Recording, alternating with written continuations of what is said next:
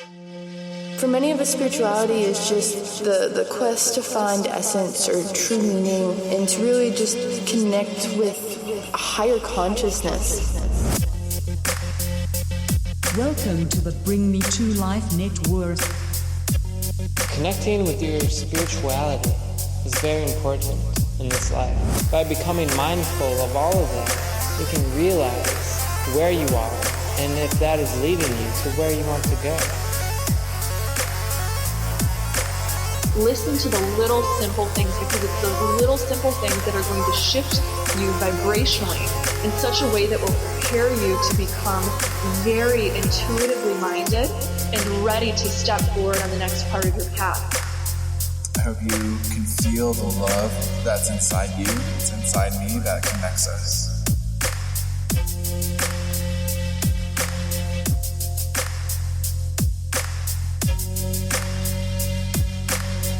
Awakening humanity to spirituality and higher consciousness.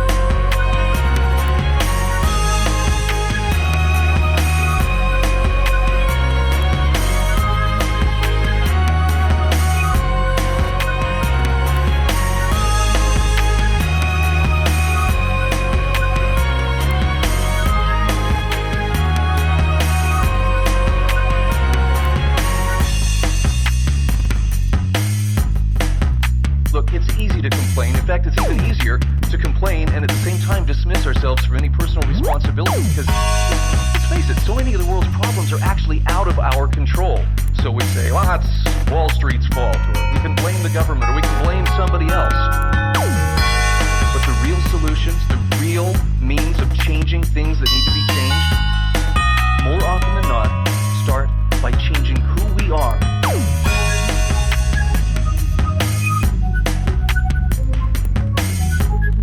There's something the world desperately needs right now. It needs people who are capable of thinking clearly and independently in order to see the world as it really is, not as someone told them it was.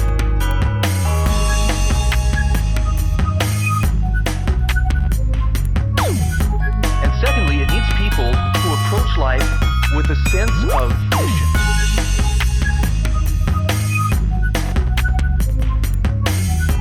A desire to actively change the world instead of waiting for someone to give them permission. Permission.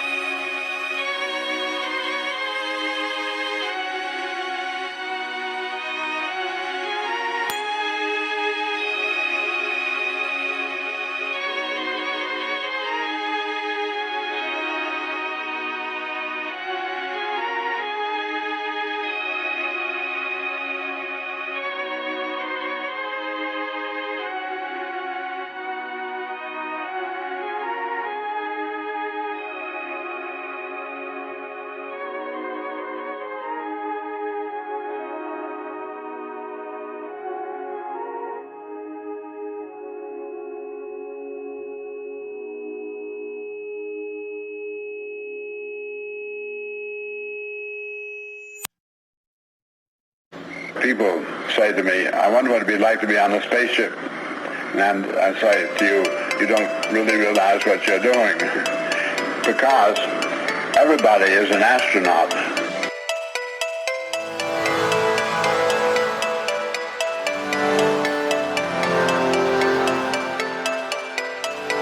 Everybody is an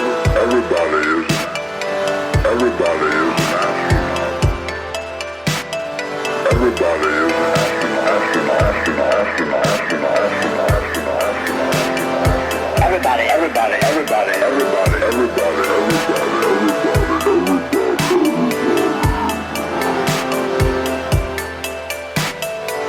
You all live aboard a beautiful little spaceship called Earth.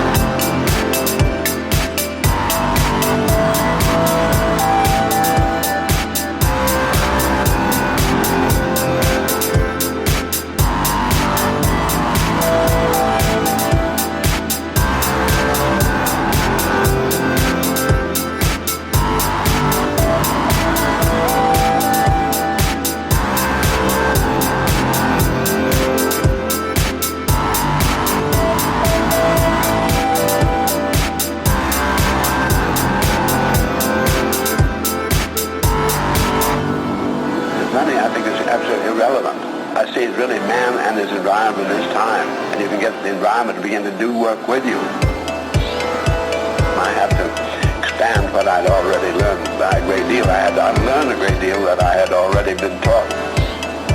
I'm aiming at the kid to give it that maximum chance so it won't be misinformed and can get all the information it does want and does need in order to be able to understand this universe and operate the spaceship very properly within that universe.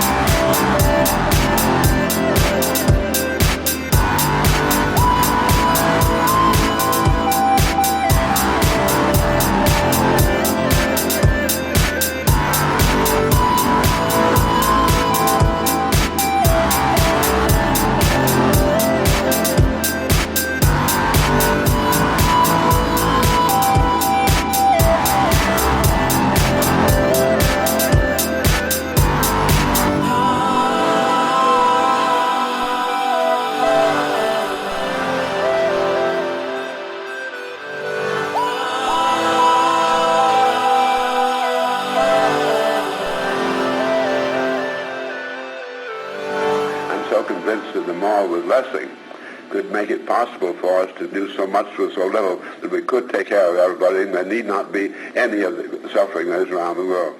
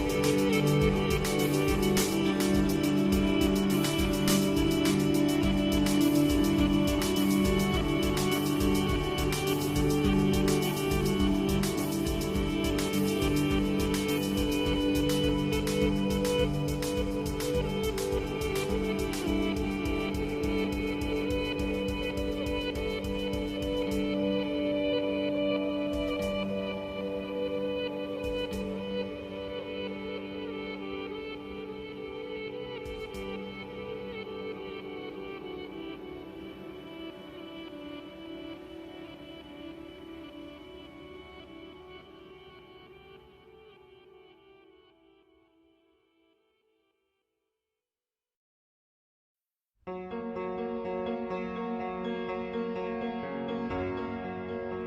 candlesticks on trees, a breeze makes you miss the grace in the Allegheny.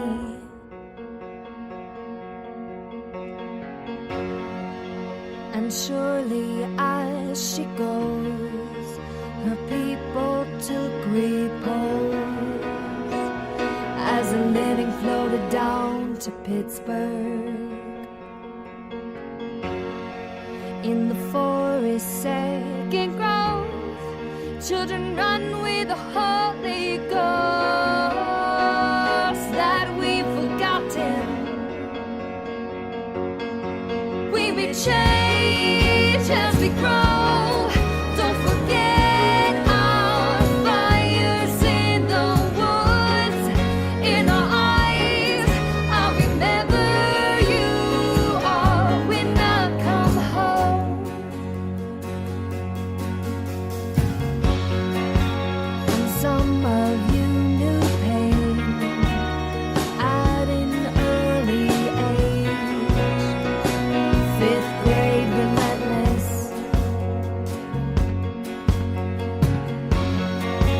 And we all change the rules, a class of fools with understanding. We may change as we grow. Don't forget our fires in the woods, in our eyes. I'll remember you all when I come home.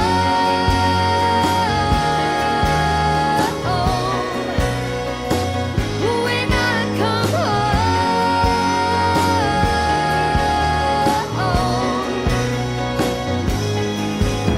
Home is where I knew you well. Enchanted mountains raise your spell. Home is where I knew you well. Enchanted mountains raise your spell.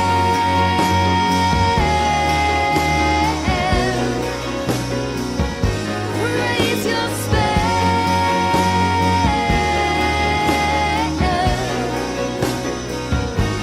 Raise your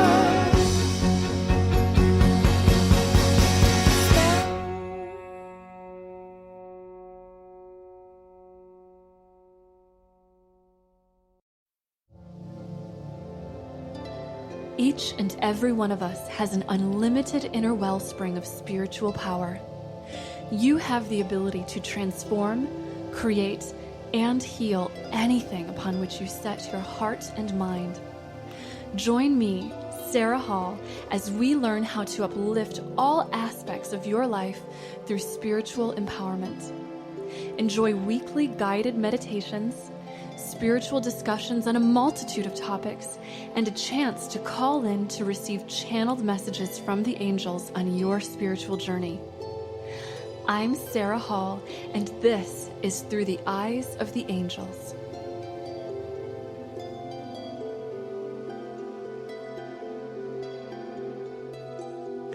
Hi everyone, I'm so excited to be coming to you live today on the radio here at Project Bring Me to Life.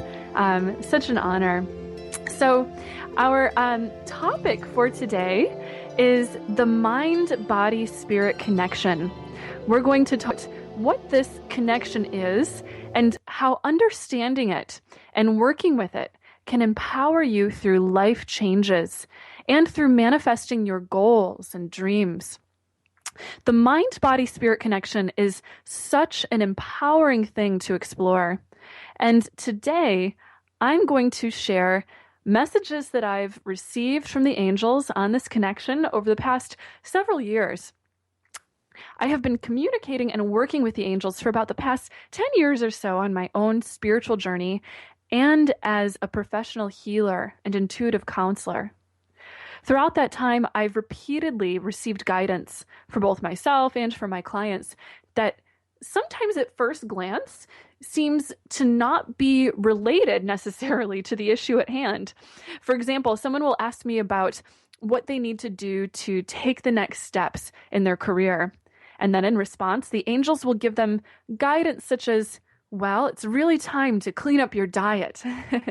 To manifest that change in your career, make dietary changes and improve your health. Now, at first glance, you might think, what does what I eat have to do with making a change in my career? Well, the reason the angels give such guidance is because of the mind-body-spirit connection. They have a heightened perspective of what's going on in our lives. They see things from a sort of bird's eye view. So the angels see connections of cause and effect in our lives that oftentimes we may not be aware of.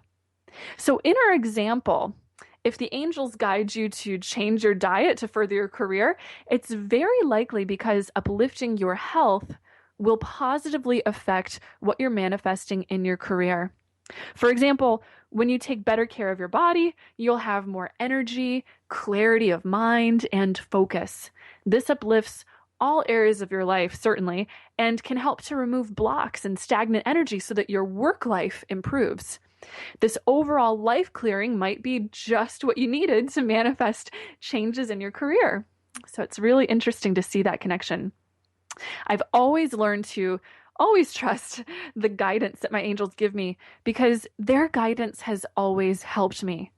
And I've learned through experience that the connection between our mind, body, and spirit is something that we can use to further our goals, heal ourselves, and really uplift all areas of our life. Now, later on in the show, you will have the opportunity to call in and ask questions or to receive an angel reading. So I'll give you the number. The number to call is 240-979-4111. You can go ahead and save that number for later. Again, the number is 240-979-4111. And know that even if you don't get in for a angel reading today, you can always contact me for a private angel session through my website at www.seraphim.com. That's www.seraphim.com. Now, if you've been listening to this show for a while, you may have heard me use the phrase, as above, so below, as below, so above. This phrase is an ancient Hermetic axiom describing the nature of the universe. It's one of the main principles of the ancient alchemists used to understand the spiritual and physical worlds. This axiom is the perfect place to begin in understanding the connection between body, mind, and spirit. Because you see, the body, mind, and spirit are perfect reflections of one another. What exists in the spirit exists in the mind and exists in the body. So you are not just the physical body that you live in. You exist in multiple dimensions simultaneously. You're present in the physical world, in the mind, and in the spiritual world all at once. The spiritual aspect of your being is eternal. The soul is the core essence of your being. It does not die, and it is endless. Now, if you've explored, let's say, New Age spiritual ideas, you've probably heard the term higher self being used at one point or another. I want to talk to you about your higher self for a moment. Your higher self, essentially, is the spiritual aspect of you that remains fully rooted in the source of the universe. In other words, your higher self is with God now and always. This part of you is incredibly wise. It remembers every past life you have ever lived. It knows and understands your life purpose. And it remembers every single soul contract or agreement you have made to meet, learn, and connect with soulmates. The higher self is the part of you that has access to all the wisdom and knowledge of the universe. It is the part of you that is egoless, or without fear or attachment to impermanent things. It is the ultimate observer within you. It represents your potential to reach enlightenment, or in other words, to reach a state that is perfectly one with God, perfectly in a state of love. This part of you is like your constant anchor to spiritual truth, to your soul's true home in heaven. The higher self is part of your nature and can be accessed through your mind. Your mind is like a doorway between heaven and earth. It is the aspect of you that can travel among these different dimensions of your being. The mind is programmed with everything that the higher self knows. It is a reflection of the higher self. But since the mind is fully anchored in this dimension, this world, this human experience, it has an ego. Now, like your higher self, your soul, the mind never necessarily dies. Your consciousness doesn't end. It just evolves. And according to the angels, part of the main reason most of us are here in human lifetimes is so that we can evolve. Having a human experience is a powerful adventure that permanently shapes our eternal journey of spiritual expansion. Our consciousness, anchored then both in the higher self, in God, and in the lower self, in this lower dimension of seeming separateness from God, creates a powerful environment in which great yearning and desire seems to shape every aspect of our lives. You see, the soul's nature is expansion. It wants to be free to expand, grow, and evolve endlessly. The source, fuel, reason, and meaning beneath that desire to expand is love, or in other words, God, our source. So when we come into a human experience, the mind is subconsciously programmed with the eternal love and knowledge of our higher selves, which creates yearning in the mind to access that love and knowledge and to expand it. We're also born into a world with, again, that seeming separateness of God. We live in a dimension where the source of all things has expressed itself as many things, as forms. And as I said before, we have an ego. To be a spiritual being and to have an ego is a curious thing, isn't it? We can feel that seeming separateness from love or from God very acutely. And that too creates a state of great yearning and desire in us. Desire to love, desire to be loved, desire to be in a state of love with God. Practically every single thing that you want in your human existence is in truth actually a desire for love. So, the mind is a hub of that experience. Your consciousness is the hub or the intersection of your soul's focus within the oneness of all existence and the many seeming separate forms of existence. The mind is constantly moving and evolving, just like all things are in the world of form, and yet it is the doorway to the infinite and can be in a state that reflects the oneness. According to the angels, the mind, both in the personal individual sense of your mind, as well as the collective mind, the collective consciousness that we all are and share, is essentially a spiritual dimension. The mind is a spiritual dimension. The mind is made of, creates, and shapes spiritual light and energy. It's relating with the spirit world all the time. So the part of your spiritual presence that is anchored in your mental and physical bodies is usually referred to as your light or energy body. This part of you is imbued with thought, feeling, memory, and consciousness. So it's affected by the mind and all it picks up on in the physical world. And it is also affected by the spirit world. The light or energy body can receive healing, love, and messages from the angels, or feel the presence of the Creator and thereby evolve and change in its resonance or state of being. So you see, it accesses the spirit world and the physical world all at once. When you receive Reiki, for example, or other forms of energy healing, what the healer is doing is sending light or spiritual energy into your light body. And your light or energy body is fully 100% infused and focused into your physical body. So when the healer makes a shift in your spiritual energy body, it immediately influences your physical body, helping it to heal.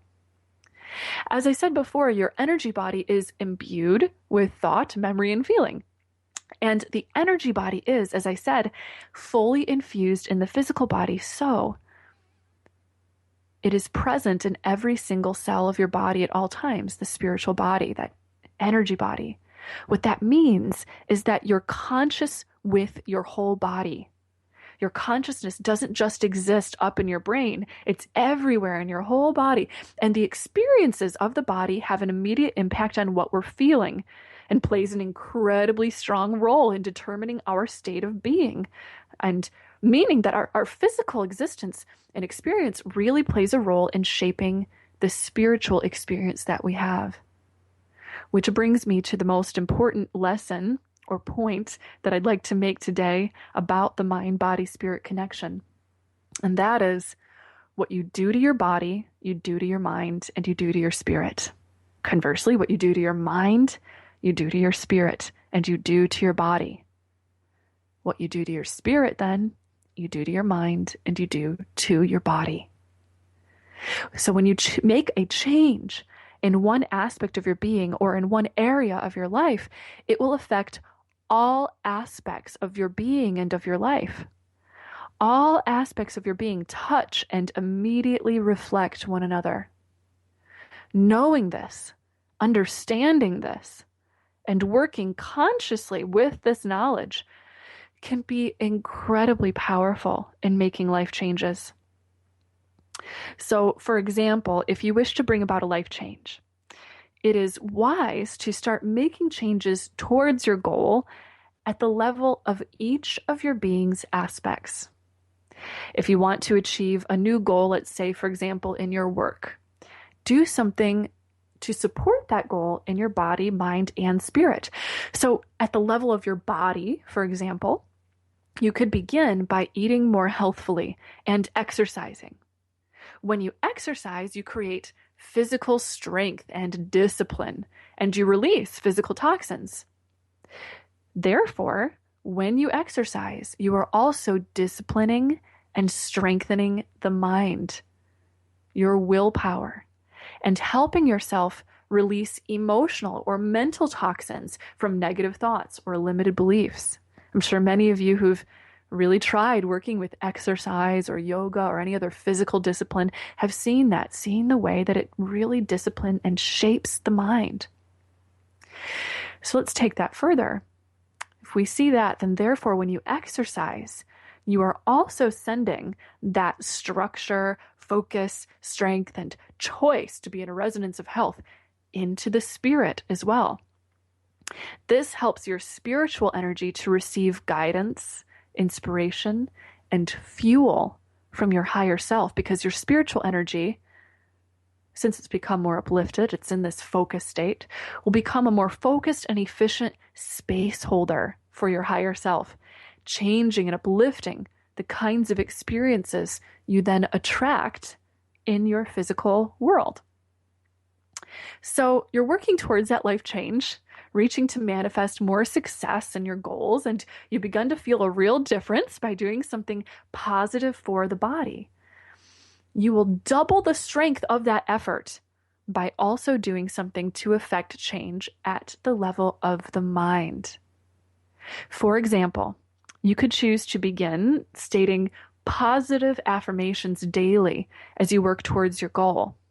Stating something such as, let's say, I am successful in my work and fulfill my life's purpose. As you program these intentions regularly into your mind, you're healing and shifting the thought cycles, emotions, and energy levels within you, within the mind.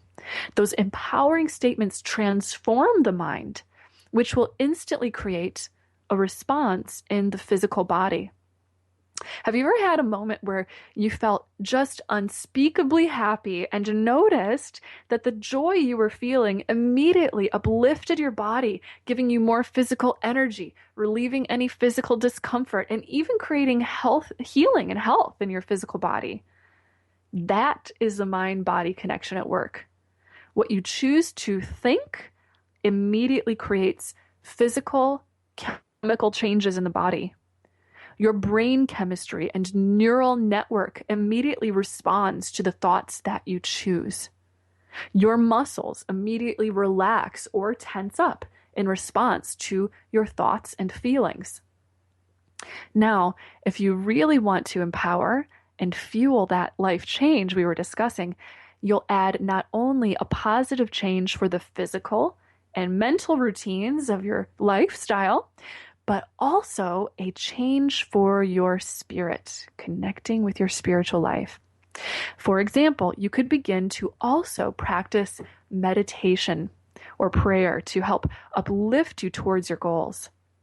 When you meditate, for example, you're working to still and calm the part of your mind and spirit that is focused in the physical world of constantly changing form, as we discussed. You're working to clear distraction so that you align yourself with that part of your spirit and mind that is focused within the oneness with the higher self. Through meditation, you can become one with the higher self. You can be your higher self, giving your earthly life a dose of the divine, which immediately creates peace, clarity, and health for the mind, and health and strength for the body. And it alters the energy around you such that the experiences you attract in your life are more positive and loving and begin to reflect the love and the wisdom of the spirit. So when you focus on a goal or change in your life with all of your being, with your mind, body, and spirit, all levels of you, you are sure to experience very real results. So use that mind-body-spirit connection as you approach any life changes. Use it as your roadmap in creating powerful life change. And you'll learn that you truly are an absolutely unlimited being with the power to make any change upon which you set your heart and mind. It's truly wonderful. So now let's go ahead and connect together and use that mind-body-spirit connection as we join together in a guided meditation. After our meditation, I will be taking your calls, so you can be ready for that. But for now, let's gather together. Take a moment to adjust your body, relaxing it into a deep, nice and comfortable, supported position with your spine nice and aligned and centered. Feels good, doesn't it? And take in a deep, healing breath as you close your eyes and begin to relax. Continue to breathe very deeply and very gently, feeling that with every breath you take, your body is beginning to relax more and more deeply. Notice that your muscles are beginning to let go of any subtle tensions that they may have been holding on to, softening and letting go. Feeling your joints begin to soften. Feeling that relaxation reaching all the way down to your very bones. Noticing that the breath is beginning to flow into your heart, surrounding your heartbeat with calm. As your heartbeat gently, gently begins to slow down to a very relaxed and receptive rhythm. With your next deep healing breath, imagine that you're breathing in a beautiful white light, representing your connection to the divine. Feel that white light floating in through the top of your head at your crown chakra and through the center of your forehead at the third eye chakra. Allow this light to flow into the very center of your mind, feeling it awakening and opening the center seed of consciousness in your mind. With every breath that you take, that inner seed of light begins to grow and expand. Notice that with each expansion, with each breath, you grow more still and more calm, easily noticing that your mind seems to now be inhabiting a more expanded space around you. It is somewhat bigger, isn't it, when you calm down and get still and quiet.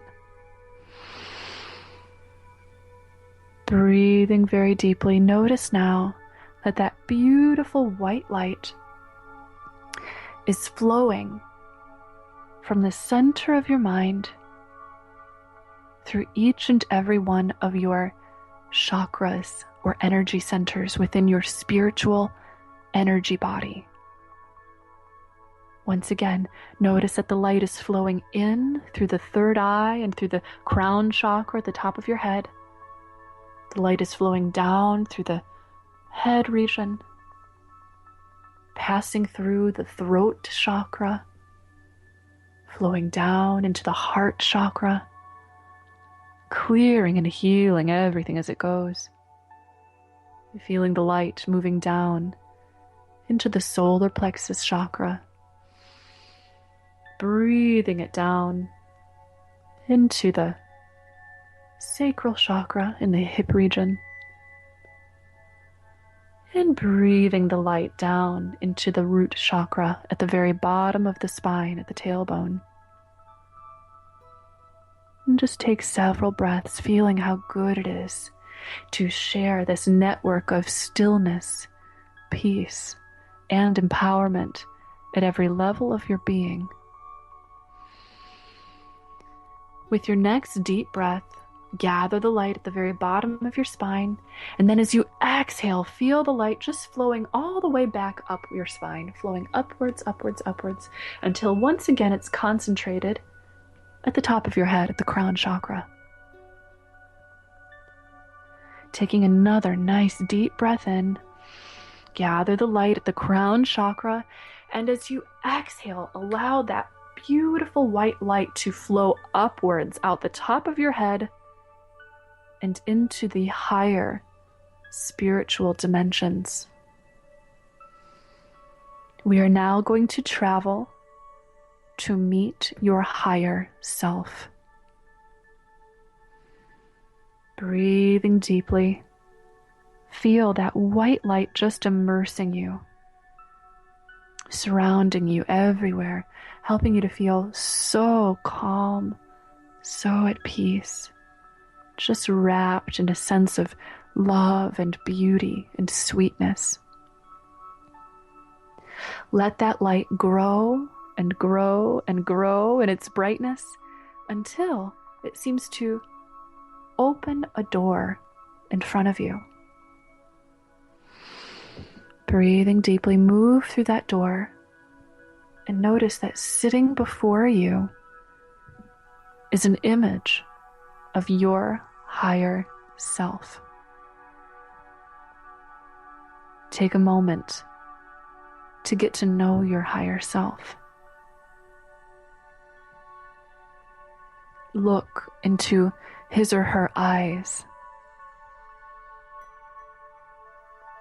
feeling the powerful sense of calm stillness and peace that seems to radiate outward from your higher self. Feel the unconditional love that this part of you has for you, for your life, for every aspect of your existence. And then just breathe in, assimilating that feeling, letting yourself become one with it. With your next breath, feel yourself gently approaching your higher self, getting close to him or her, noticing that the light within you is now merging with your higher self.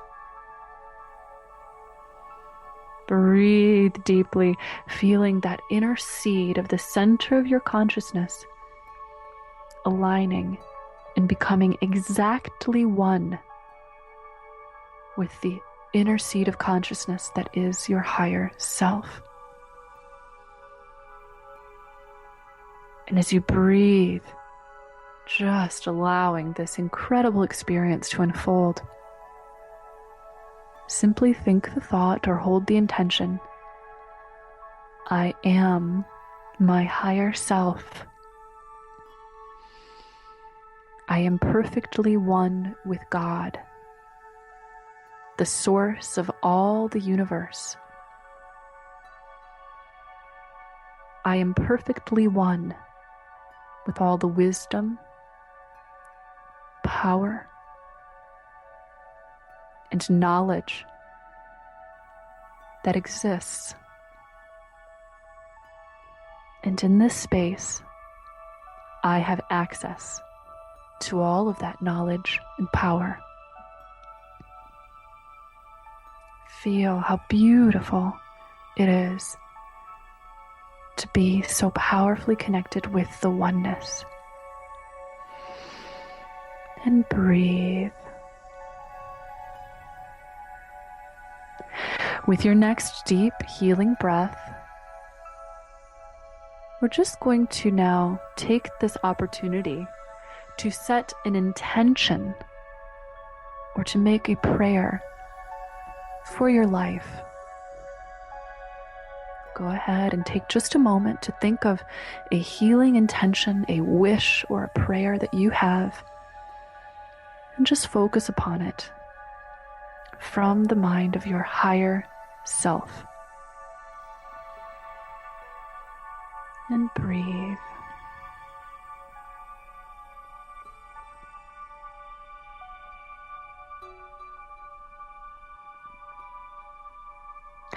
Notice the way that your higher self responds to this intention.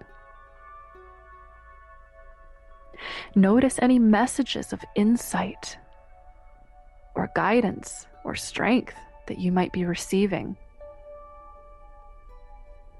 as you connect with your higher self and to this intention. And breathe very deeply as your higher self now fulfills that wish in energetic, spiritual truth. Allow your wish or intention to be fulfilled. Right now, visualize that there's a beautiful white light that is forming in the palms of your hand. Feel this light growing in brightness and power, just expanding right in your hands. And let this light represent the energy of your wish fulfilled.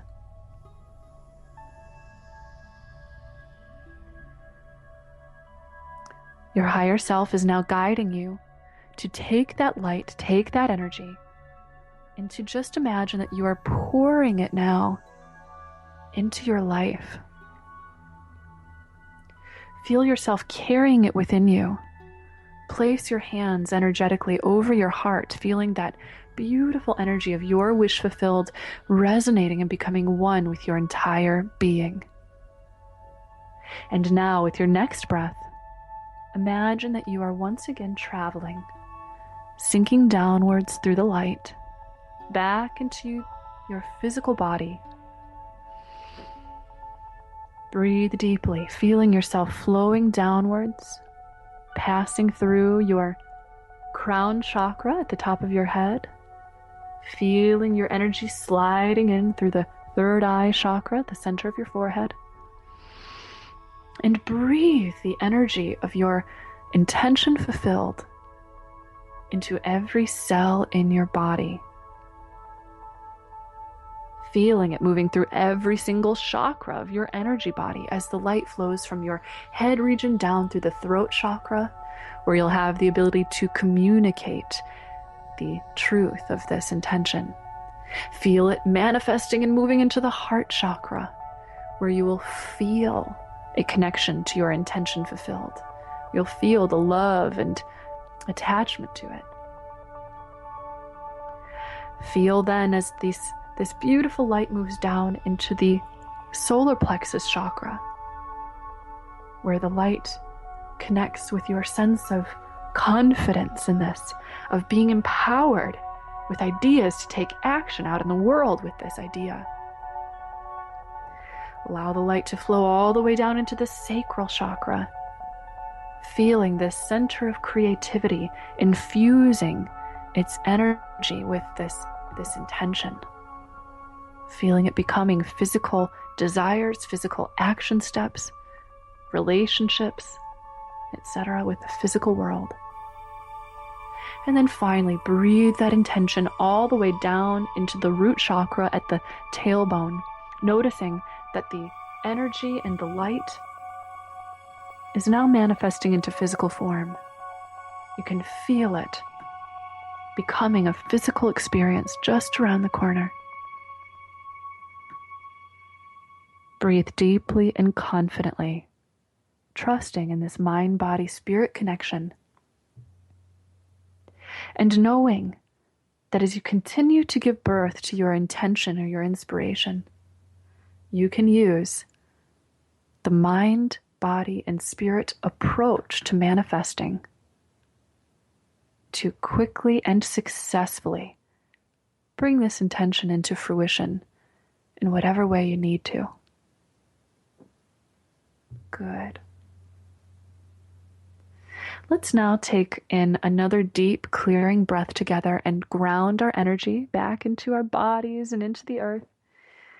Visualize that you're collecting that energy right at the root chakra where we left off, really, really gathering it up. And when you exhale, send that light and energy out the tailbone, down the legs and out the feet, into Mother Earth. Feeling as Mother Earth beautifully guides you, holds on to your energy, helps you to create a root system between you and your energy in the earth's energy. Our angels are now reminding us that we are the most powerful when we are grounded, when we focus the strength of our mind and the strength of our spirit in through the body and through into the physical world, physical reality. According to the angels, so many of you are light workers, beings that have come here to make a difference. So your physical influence in this life is so very important. Your angels are now showing us that they're gathering around you, simply channeling their love and their support, getting very close to you today as they shield and seal up your energy after this energy work we've been doing. Feeling that shield and sealing as if it is a beautiful white cocoon of light closing all around you, helping you to feel so safe, so at peace. And with your next deep breath, you can simply thank the angels, thank yourself, your higher self. And with your next exhale, you can gently open your eyes and shift right back into the room and into the moment. Very, very good. All right, so that was great. We got the experience of actually feeling what it's like to use our mind, body, spirit connection together, and I hope that you'll continue to practice it. So now is the exciting time in our show where we're going to take some of your calls. You can feel free to call in to ask questions on our topic for today, the mind, body, spirit connection, or you can request an angel reading. And the number to call, once again, is 240-979-4111. And while we're waiting for our first caller, we will start by getting some angel guidance for all of us who are listening today. And this guidance will apply to you whether you're listening live or on rebroadcast. What I'm simply going to do is to ask the angels to give us the messages that we all need to hear for today, for our highest path of peace. And trust the law of attraction as I pull 3 cards from the Healing with the Angels Oracle card deck that I'll be working with today. This deck is by Doreen Virtue. So I'm just going ahead and shuffling today. And when you work with oracle cards on your own, you can do the same thing. Just shuffle and trust that you can't pick the wrong card. That when you come to a card that you feel is the one that you're supposed to have for this reading, you just stop and you pull it. So I've done just that. I have our 3 cards in front of us, and I'm just going to turn them over and see what we have for today. So our first card that we have for our collective reading is the Surrender and Release card. Beautiful. This is a card that represents that in order to uplift and heal in your life, in order to manifest a new change, a very important aspect of manifestation is necessary first. The aspect in which you release or let go of certainly the past, anything that may have gotten in your way in the past, anything that does not serve you, bringing this new energy or this new healing into your life now. And also, another message your angels are giving us from this is surrender the intention itself. I'm getting a message right here that basically says that when you hold a really strong intention for yourself, very oftentimes people will really, really spend a lot of time thinking about their intention, maybe even obsessing over it, asking for their goal or what they're praying for over and over again. And in that way, what that can sometimes reflect is almost being more in a fear of not getting what you're asking for. Really focusing and concentrating on the absence of what you want rather than focusing on what you do have. So I'm hearing your angels say that for today, if you're manifesting a new intention, just release it, just surrender it to God and the angels, and then simply trust that is going to come about, and shift your focus instead of from a place of yearning for that and just really feeling the feeling of maybe not having it. Focus on instead trusting, having faith that it is coming, that you have it already in spiritual truth, and even feeling grateful. Practice feeling excited and happy and grateful and energized that you have it, because the more that you focus your energy on already having that which you want, the more powerfully you receive it, and the more healing it is for your process. So this is the time to surrender and release. Let's go ahead and now look at our next card in line here. We have the Ideas and Inspiration card that has come up next. This is so cool. I really think that our theme as to what the angels want to tell us today is all about manifestation, all about manifesting a new goal or perhaps a healing or something like that in your life. And the Ideas and Inspiration card says that essentially, once you surrender and release and let go of the past, of anything that you've been holding on to that wasn't working before and trying to get what you want, and also let go, as they said, of the fear of not having what you want, that's when the ideas and the inspiration starts to come through. those ideas will fuel you receiving what it is you are looking for on this path. And it will really, really help you get inspired.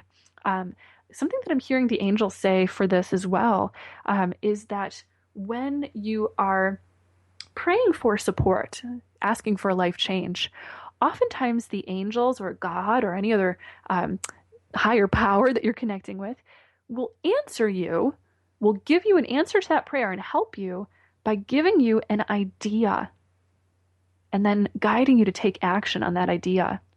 So notice when you get repeated ideas or thoughts or inspirations that just seem to repeatedly cycle through your mind, because this is a sign that usually it's divine guidance. And one of the ways that you can tell the difference between getting divine guidance, a divinely inspired idea, and perhaps a thought that maybe comes from your ego or something like that, is that divine guidance is always consistent. Always, always consistent. It usually will tell you very gently and very kindly the same thing over and over again. Whereas if you get a thought from your ego, the ego will sometimes jump around to a million different ideas at once. One day it wants you to do one thing, the other day it wants you to do another thing, and it's just skipping around all over the place. So that's one way that you can really tell the difference and really notice that the angels are speaking to you through that. The angels are also adding one last little thing for this card. They're saying that when you are looking to receive divine guidance and you're looking for new ideas and inspiration in your life to support your path, ask the angels to uplift your focus and your awareness in your mind so that you'll be able to recognize or be aware of the kinds of inspirations that you're receiving that are divine guidance, and to have faith in them and trust them when they come through. That's very, very important. So what the angels are kind of guiding you towards today is just remember that as you're praying, you will start to receive ideas, and those inspirations will need to be put into action in order to make some changes. So let's go ahead and see what our third and final card is today for our manifesting theme that we've got here. The final card, I love this. We've got the signs card. Signs. So that is so cool. I just love it when each card, one after the next, just creates this perfect storyboard of information that we have before us. The signs card is a card that tells us that you will be receiving divine signs and synchronicities outside of you, not just in your ideas in your own head, that will guide you towards your truth. So that will be really, really, really helpful going forward. Now, it looks as if we have our first caller on the line with us today, so I'm just going to switch over here. Caller, you are on the air. Thank you so much for calling. If you could just introduce yourself and tell us where you're calling from today, that would be wonderful. Hi, Sarah. My name is Lindsay, and I'm calling from Florida. Hi, Lindsay. Hi. I was wondering, we're going to be moving soon, and I was wondering if that was in our highest and best good, or, just a general reading in general, if you don't want to. Yes. So the first feeling that I get from the idea of moving feels really, really good, actually. This feels like it is something that is for your highest good. And I'm going to turn over 3 cards from our deck here, our Healing with the Angels deck, just to see if we can get some more details on the moving idea. So the first card that I pulled is the Freedom card. Freedom. And they're saying that this is going to be a really positive change of pace for you, actually. It looks as if your angels are saying that it's important for you to get into a new kind of energy. They're saying that the energy that you're in right now might be a little bit harsh or even claustrophobic feeling, and it's time for a change. It's like I'm getting this sense of let's spread our wings and get into something brand new where we'll have a blank slate. So that's definitely a good thing to know, that there's freedom, there's positive movement in other areas of your life, besides just, the location where you live, that come out of moving. The second card that I pulled is the Divine Guidance card, which is awesome, saying that this move is divinely guided. Have you been hearing or feeling nudges to move for quite a while? Yes, for at least a year, and been trying to get it together. I think the only thing is it was a difference between, trying to purchase, and this is actually a leasing situation, and so that was my only sort of trepidation, would be leasing not be fruitful, but I get a good feeling about it as well, like that I'll have freedom. I agree 1,000%. Yes, yes, it absolutely feels that way. And as far as leasing versus owning for now, it feels just temporarily. This is great. This is good because your angels are saying the priority is just to get you in the new environment, to get you in this new energy, and to just catalyze some really, really wonderful changes. So they're saying bravo and listening to the divine guidance that you got in those repeated thoughts and feelings that you were receiving for like a year. That's wonderful. They're saying continue to trust it because it's going to take you in a wonderful new direction. Now, the final card that I pulled for this is the friendship card. I think this is really cool because the message that I'm immediately getting from your angels, they're leaping out and they're saying that there will be really wonderful new relationships that seem to spur on as a result of moving. So it's like you'll find your people, your family, your crowd, sort of thing, in this new area. So it feels as if, again, the energy just matches you on all levels, especially with the people that you'll be connecting with. So that's definitely awesome. Oh my gosh, that's wonderful. I'm so glad to hear. And I've been seeing the number 49 a whole lot, and I don't know if that has anything to do with it. I just repeatedly see that number. And I don't know. That's so cool that this is aligned up, and thank you for telling me that. Yes, wow. And actually, the number 49, just to give you a little insight on that one, that number usually means that the angels are extremely present in helping you to manifest your life purpose. Really present in manifesting your life purpose. So whenever you see 4s, usually that's going to be the angels, and our 9s are the number of manifestation. Manifestation, you think of the number 9 and you think, okay, it takes 9 months, let's say, for a baby to gestate in the womb, and then it moves out into the world, and we get the number 10 that comes right after that, which is sort of like, oh, we've culminated, we've come to a new state of being after that. But 9 is manifestation. So it feels as if there is a little alarm clock going off within you to help to bring about your life purpose. So they're Wow. very much supporting you.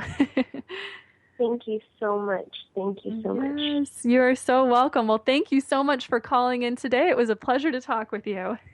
Okay, goodbye. Thanks. All right. That was so great.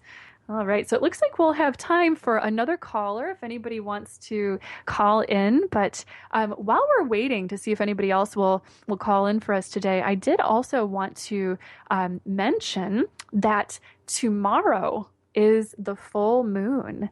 And since there have been so many messages coming up lately with the general reading that we got and also for Lindsay's reading about manifestation, the full moon is actually a really powerful time to manifest. It's a time where you can look to sort of reap some of your harvests. And in fact, tomorrow's full moon is known as the harvest moon since it's the full moon closest to the autumnal equinox, which is coming up 1 week from today. The autumnal equinox, literally 1 week from today, Thursday of next week. Can you believe it's fall? It's amazing. It's already upon us. So tomorrow's full moon is going to also be a lunar eclipse. It's a lunar eclipse in the sign of Pisces, and it is a time where the energy is generally going to be bringing us a lot of emotional healing around what we might be trying to manifest. And I find that this is so true, and this so reflects that mind-body-spirit connection that we've been talking about today, that when you want to manifest something new, want to do something brand new in your life, let's say you are moving to a new location, you want to find a new job or a new relationship, so often the angels will guide us to work on emotionally healing ourselves first in order to come about those changes. Because if you change your emotions, if you heal your emotions around a situation or your beliefs, your deeper belief system about what you're capable of doing, it literally changes the vibration of the spiritual energy that is all around you. which changes the kinds of people that begin to show up in your lives, the kinds of aspects that you bring out in other people and the relationships of your life. And it also just changes the kinds of things that you're going to start noticing in the world. You'll notice that there are doors that start to open as you get lighter and lighter and lighter when you release emotional weight out of your life. So perfect example of that mind, body, and spirit connection that we're talking about. And it's something that is coming up starting tomorrow. You'll be feeling probably the energy of the full moon. Usually people will feel it starting 3 or 4 days before the full moon starts, and up to 3 or 4 days if you're really sensitive, maybe even up to a week after the full moon has ended, because again, it's just such a time of transition and really feeling stuff. The moon represents our emotions. If the sun represents the part of us that is outward facing the world and our personality, kind of what's out there in an outward sense, the moon is our inner world. So of course it reflects your deeper feelings. And that's why a lot of people feel extra emotional around full moons. But this particular full moon, again, it's a lunar eclipse in Pisces, and it's going to create a lot of emotional healing. Eclipses especially take us into an even deeper, and sometimes for most of us, more vulnerable place in terms of that healing. But it's good because it helps us to find the deepest underlying beliefs or thoughts or feelings that we are hanging on to that are directly playing a role in what is going on in our lives right now. So really trust it. If there are things that come up over the next couple of days that seem to trigger you emotionally, listen to those things. Take some time to set aside and meditate, listen to what your heart is telling you, because these things, even if they seem unrelated, are directly related to manifesting whatever change or goal you're working on and focusing on in your life now. So that's really, really wonderful. Pisces also helps us with intuition, helps us with listening to the inner world in us, which is so wonderful. So that'll be a wonderful thing. Also, I would like to mention too, if you would like to see my full moon reading that I will be doing with full details and everything that we can kind of expect as for the next moon cycle coming forward, I will be posting a full moon reading tomorrow on my YouTube channel. You can check it out on my YouTube channel just by searching my first name and last name, Sarah Hall. Usually it's the first thing that comes up, and definitely subscribe to it. But I give full and new moon readings bi-monthly. And I will also be posting that full moon reading on Facebook and Twitter as well, if you guys would like to check it out there. All right, so it looks as if we are just coming to the end of our show now for today. We're almost at the end of our time. Oh my gosh, you guys, time flies. I love you. So great to connect with you like this. And I want to thank all of you from the bottom of my heart for tuning in. Do join us again next month on Thursday, October 20th at 12:30 p.m. Eastern Time, where we will be discussing shamanism, elementals, and earth-based spirituality. I am so super excited for this show. I think it's a great topic for the month of October, actually, because in my experience, I find that October, fall, and also the springtime are times when the veil seems to be a little bit thin between the physical world and the elemental world or the spirit world. We can feel the elementals around us really, really closely. So I thought that that'd be a great time to talk about our earth-based spirituality. And I'm super excited because next month I will also be joined by guest speaker Felicia Armstrong. Felicia is a shaman and spiritual intuitive with a particular talent in communicating with the elementals, with whom she works to create healing natural skincare products with a magical twist. Felicia's skincare line is called Enchanted Apothecary, and oh my gosh, I absolutely love her products. They're all natural and very healthy for sensitive bodies. They absolutely smell divine, and there is such a light, lovely energy to them. So to learn more about Felicia and her fantastic botanical products, you can visit her website at www.enchantedskincare.com. That's enchantedskincare.com. I am so looking forward to learning more about what she will have to teach us next month on shamanism and elementals.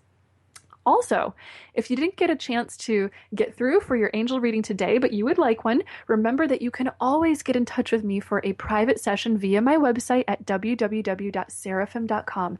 That's www.seraphim.com. You can also keep in touch with me, as I said, through my Facebook page, which can be found at facebook.com/SarahHall1111. That's SarahHall 1111. And also follow me on my Twitter page where I can be found at Seraphim444. That's SERAPHIM 444. Or on my YouTube page, of course, where you're getting your guided meditations, bi-monthly angel readings, and spiritual discussions. So if you would like to listen to this show or any of the other ones that we've done on rebroadcast or share it with a friend, you will always be able to find it on www.spreaker.com. That's SPREAKER.com/show/Bring Me to Life Radio. You can also find that link on www.projectbringmetolife.com, and I will also be posting it on Facebook and Twitter. And for more fantastic spiritual talk radio, music, art, podcasts, events, and so much more, visit www.projectbringmetolife.com. These guys do such a wonderful job and create such an enormous and beautiful network of like-minded individuals who are just bringing such wonderful things into the world. So thank you, Project Bring Me to Life. And thank you so much again for all of you for tuning in today. It was so wonderful to connect with you, and know until we meet again that you are so loved and so very blessed. Thank you, and bye.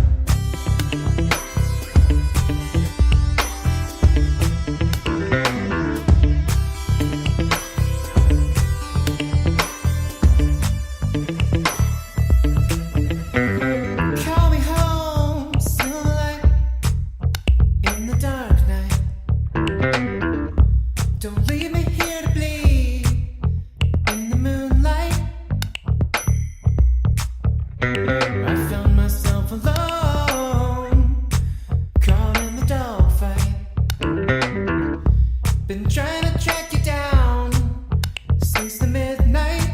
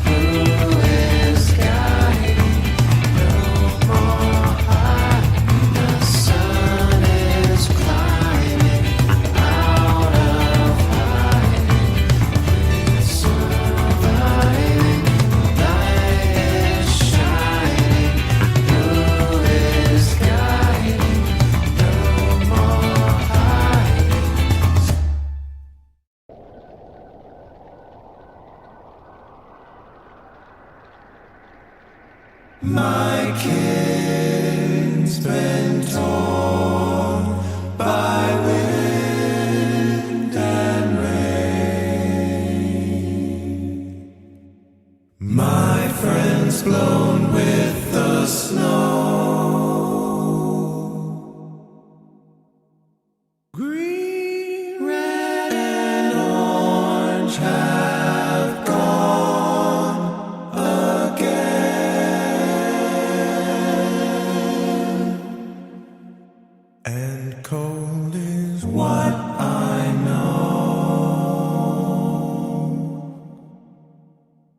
but holding on tenacity. There is no doubt how this came to be. When spring arrives, epiphany,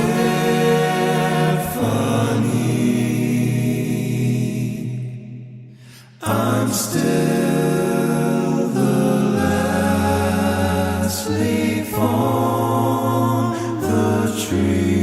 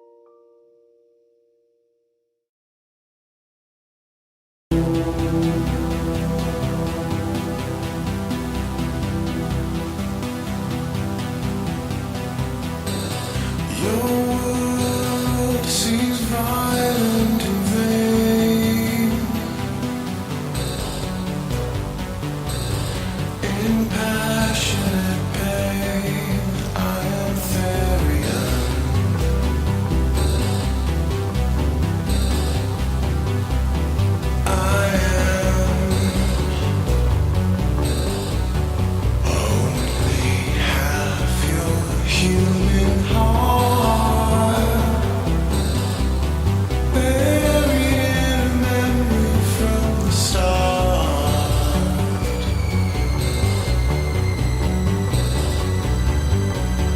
I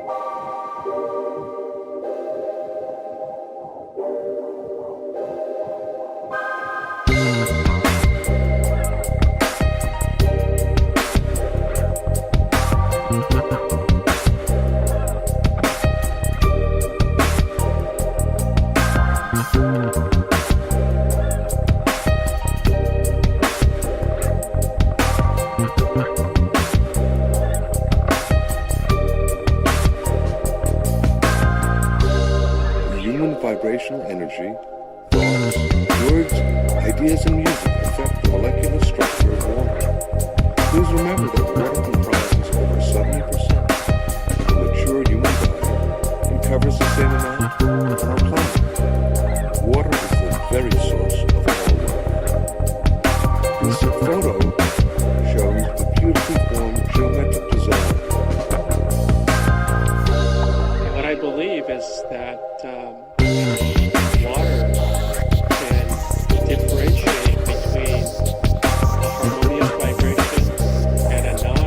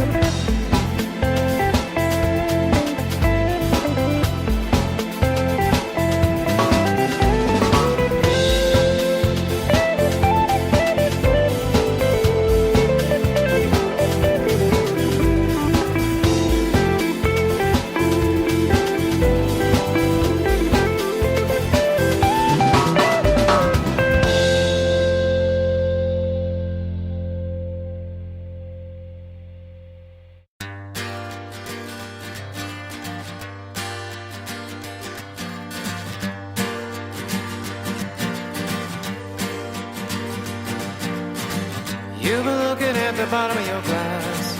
The bar's closing, gotta put on the flask. You said no so many times you don't know how to say yes. It's time to call the cab, buddy, 'cause it's 2 a.m. It's 2 a.m.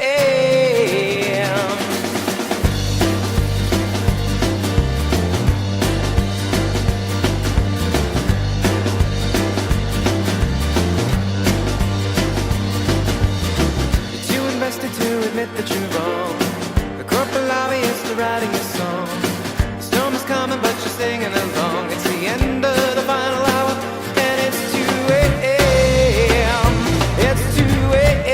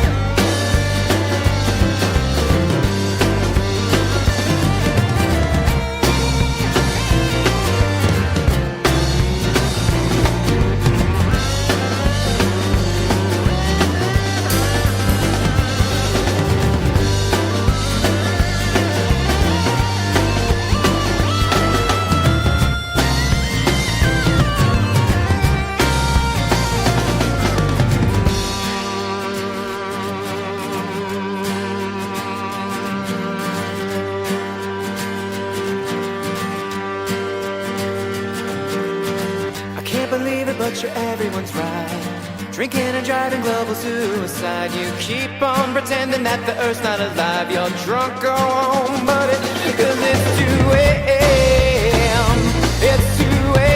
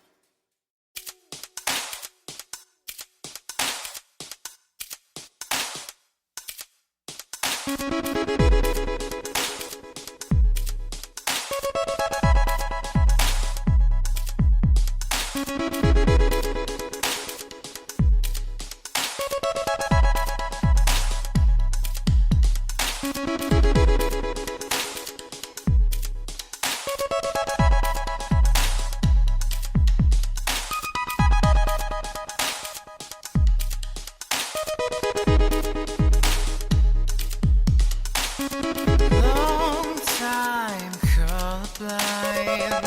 Please tell me everything is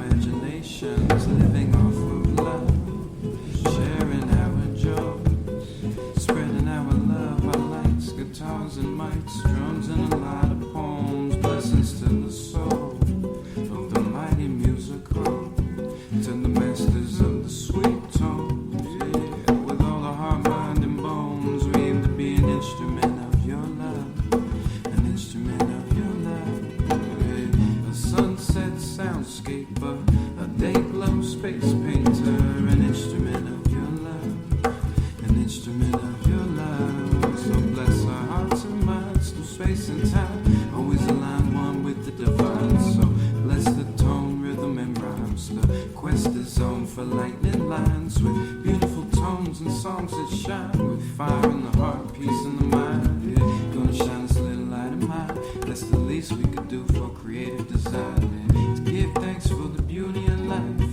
for the most high multi-eye to the motu, Mr. Who Not Who inspires you and I to do whatever we do. Don't you follow your bliss and always sing your truth. Entire universal is musical. That's the prayer in the song with the pudding and proof. The music is the medicine with powers that soothe. Sing the picture of your heart with the color perfumes, harmonizing with the verses of the absolute. Be an instrument of your love, to be an instrument of your love.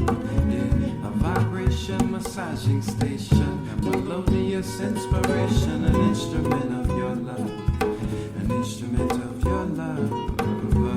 Lullaby, lightning rider, gratitude offering to God, an instrument of your love, an instrument of your love.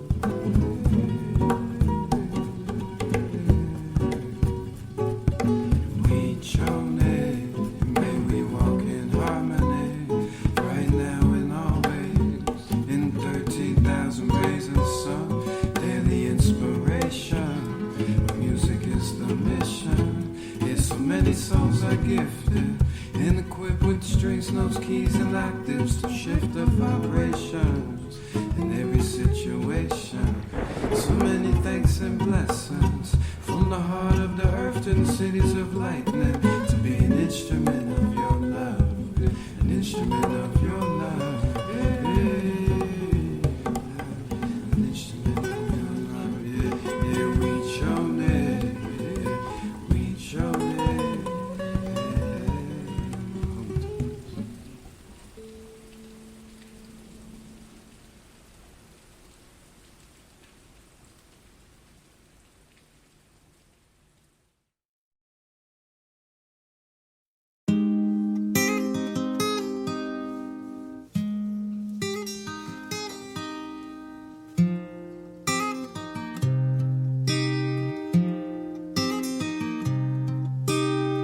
Start boarding up the doors of this old blue house. Get her ready for the store. Get her ready for the store. Start cutting up the tape, turn the old rugs out. Sweep the dust off the drive. Sweep the dust off the drive. Me and my brother gonna play a game. Which one runs first in the pouring rain? Morning rain, smell the green in the football field. Count the turns on the tractor wheel. Morning rain, why don't you take my hand?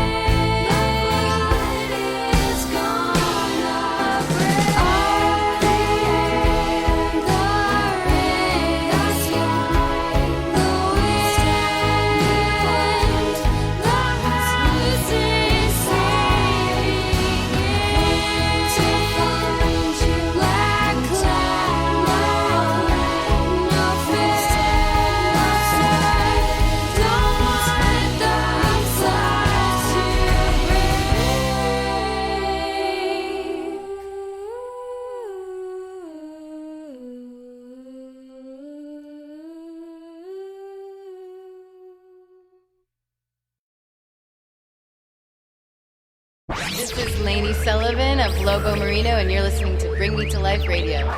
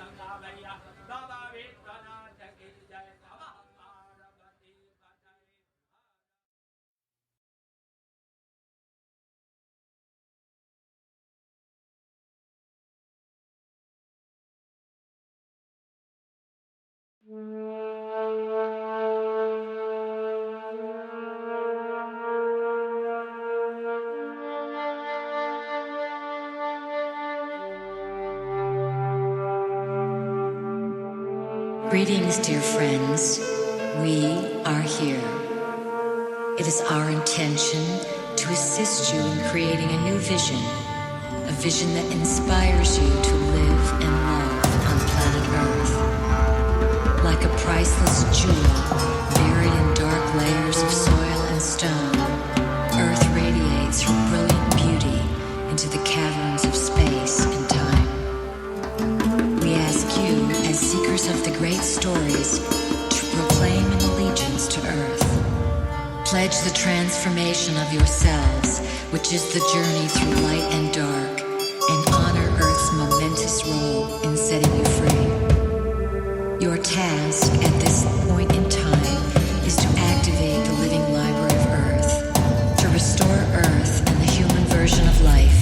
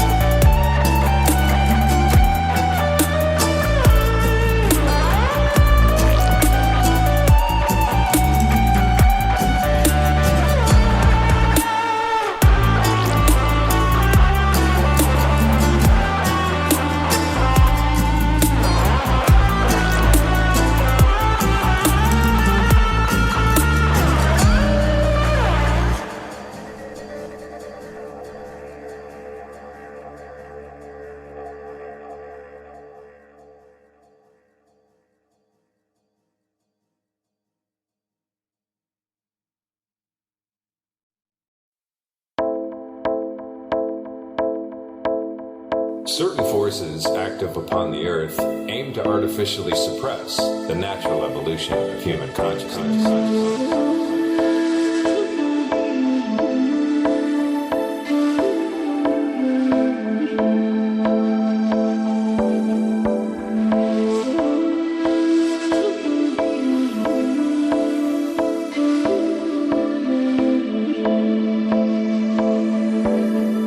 As unnerving news to some to hear that humanity is constantly being bombarded by forces and events that are beyond our control.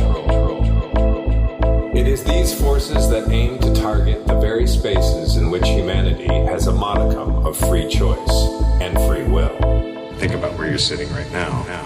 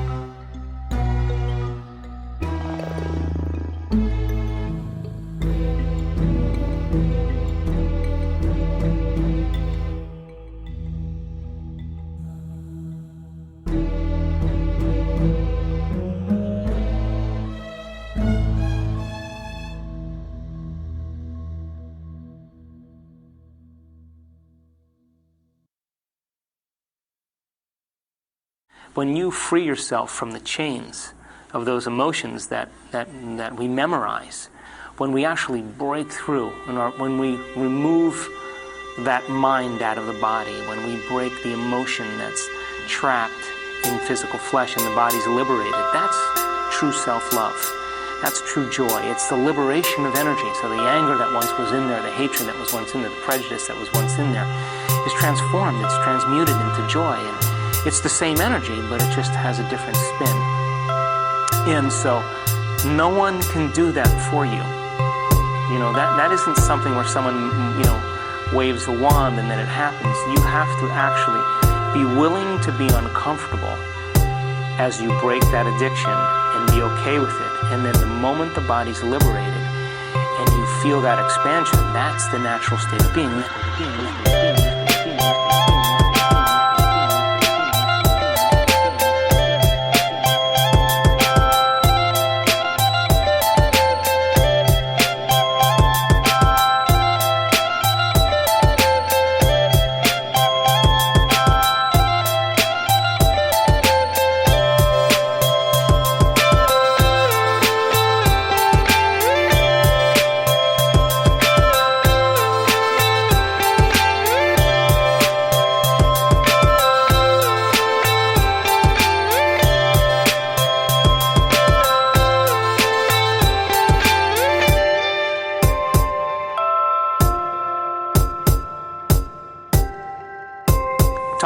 about when you make that emphatic, declaration where you make that change, and it's undeniable. There's a biological, neurological, and quantum effect as a result of it.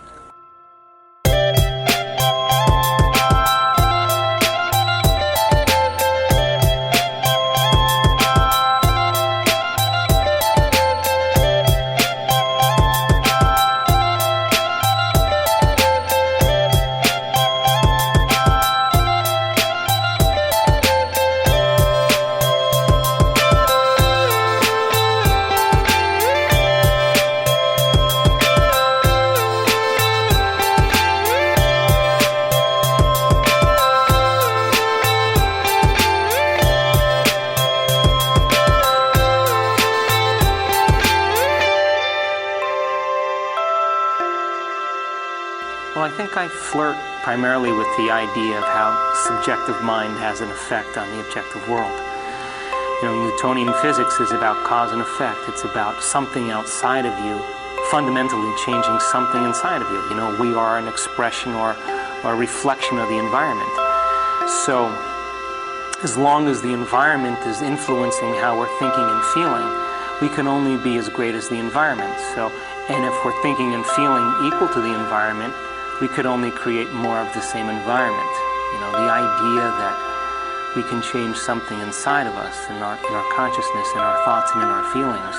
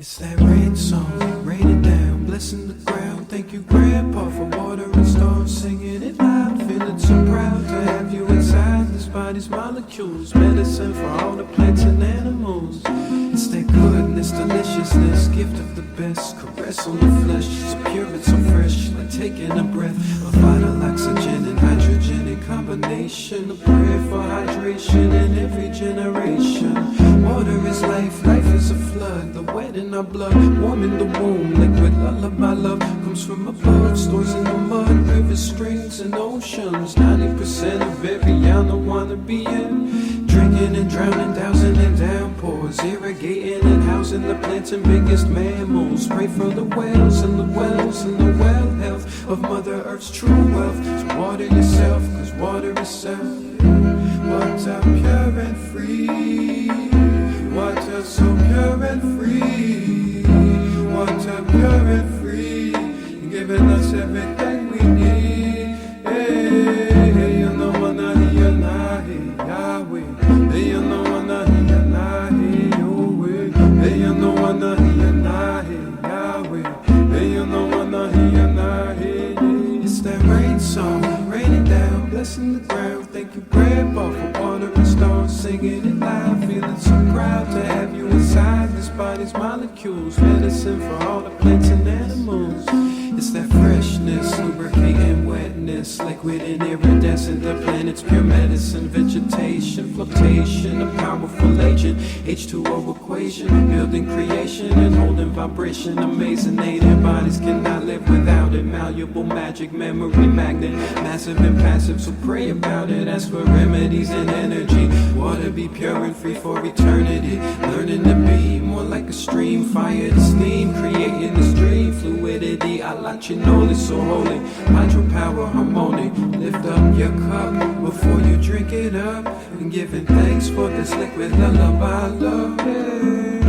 Water pure and free. Water so pure and free. Water pure and free. Giving us everything we need. Yeah. You know what I hear now, hey, Yahweh. Hey, you know what I hear now, hey, hey, you know what I hear now, hey, Yahweh. Hey, you know what I hear now, hey, hey, you. Rain song, rain down, blessing the ground. Thank you, Grandpa, for water and stars, singing it loud. Feeling so proud to have you inside my body's molecules. Gratitude for all the plants and animals. It's that rain song, rain down, blessing the ground. Thank you, Grandpa, for water and stars, singing it loud. Feeling so proud to have you inside my body's molecules.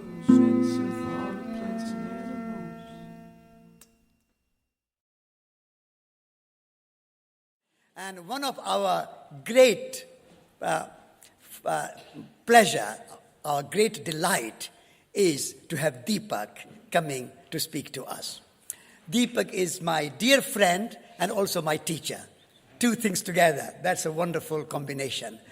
And Deepak is bringing new awareness and new understanding, particularly, perhaps I should mention now, his new book is War of the World Views. And it's a science and spirituality, science versus spirituality, and science and spirituality bringing together. And written this book with Leonard Mlodinov. I can't pronounce his name properly. Deepak will pronounce properly. So this is something that we can look forward to. It will be out in October. And Deepak is going around the world to bring this science and spirituality together. This idea that these are two different worlds and they cannot meet, Deepak is challenging, has been challenging for many years, but this book is going to be a sort of really groundbreaking book. So without much ado, I would like to invite Deepak to speak to us this afternoon. Deepak.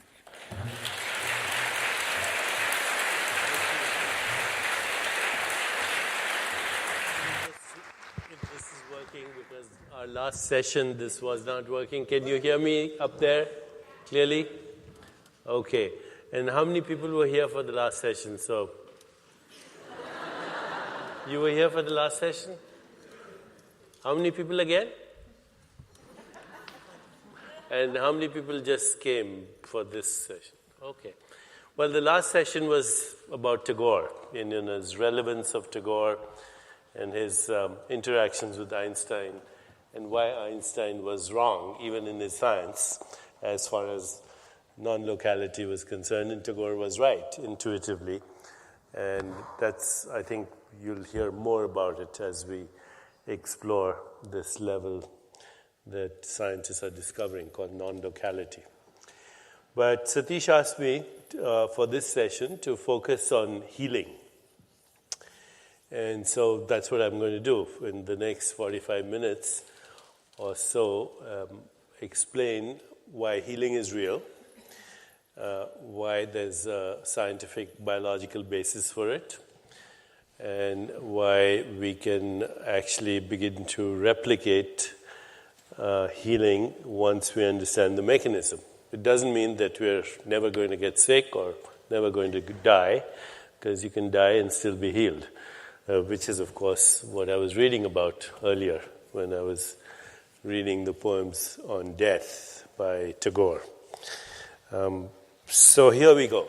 My background is in medicine, in neuroscience and neuroendocrinology.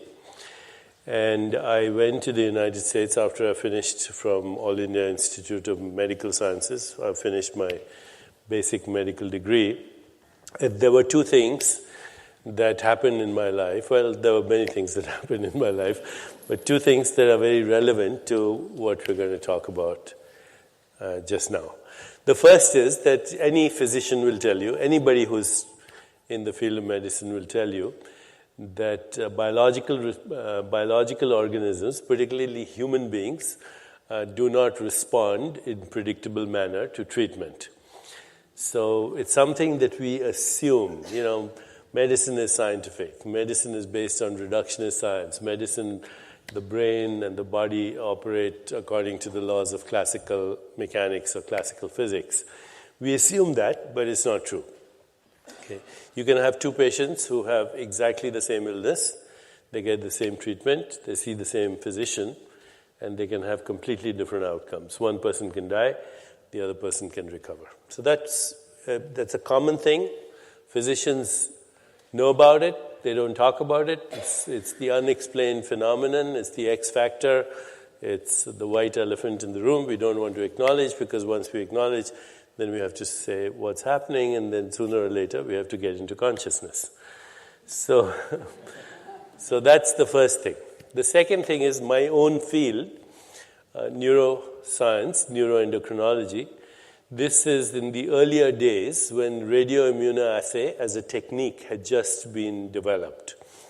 And radioimmunoassay is a way in which you can measure molecules in the body. Okay, so in the 70s, this had become very popular because two investigators, one by the name of Rosalind Yalow, had won the Nobel Prize. Now we can measure what's happening in biological systems.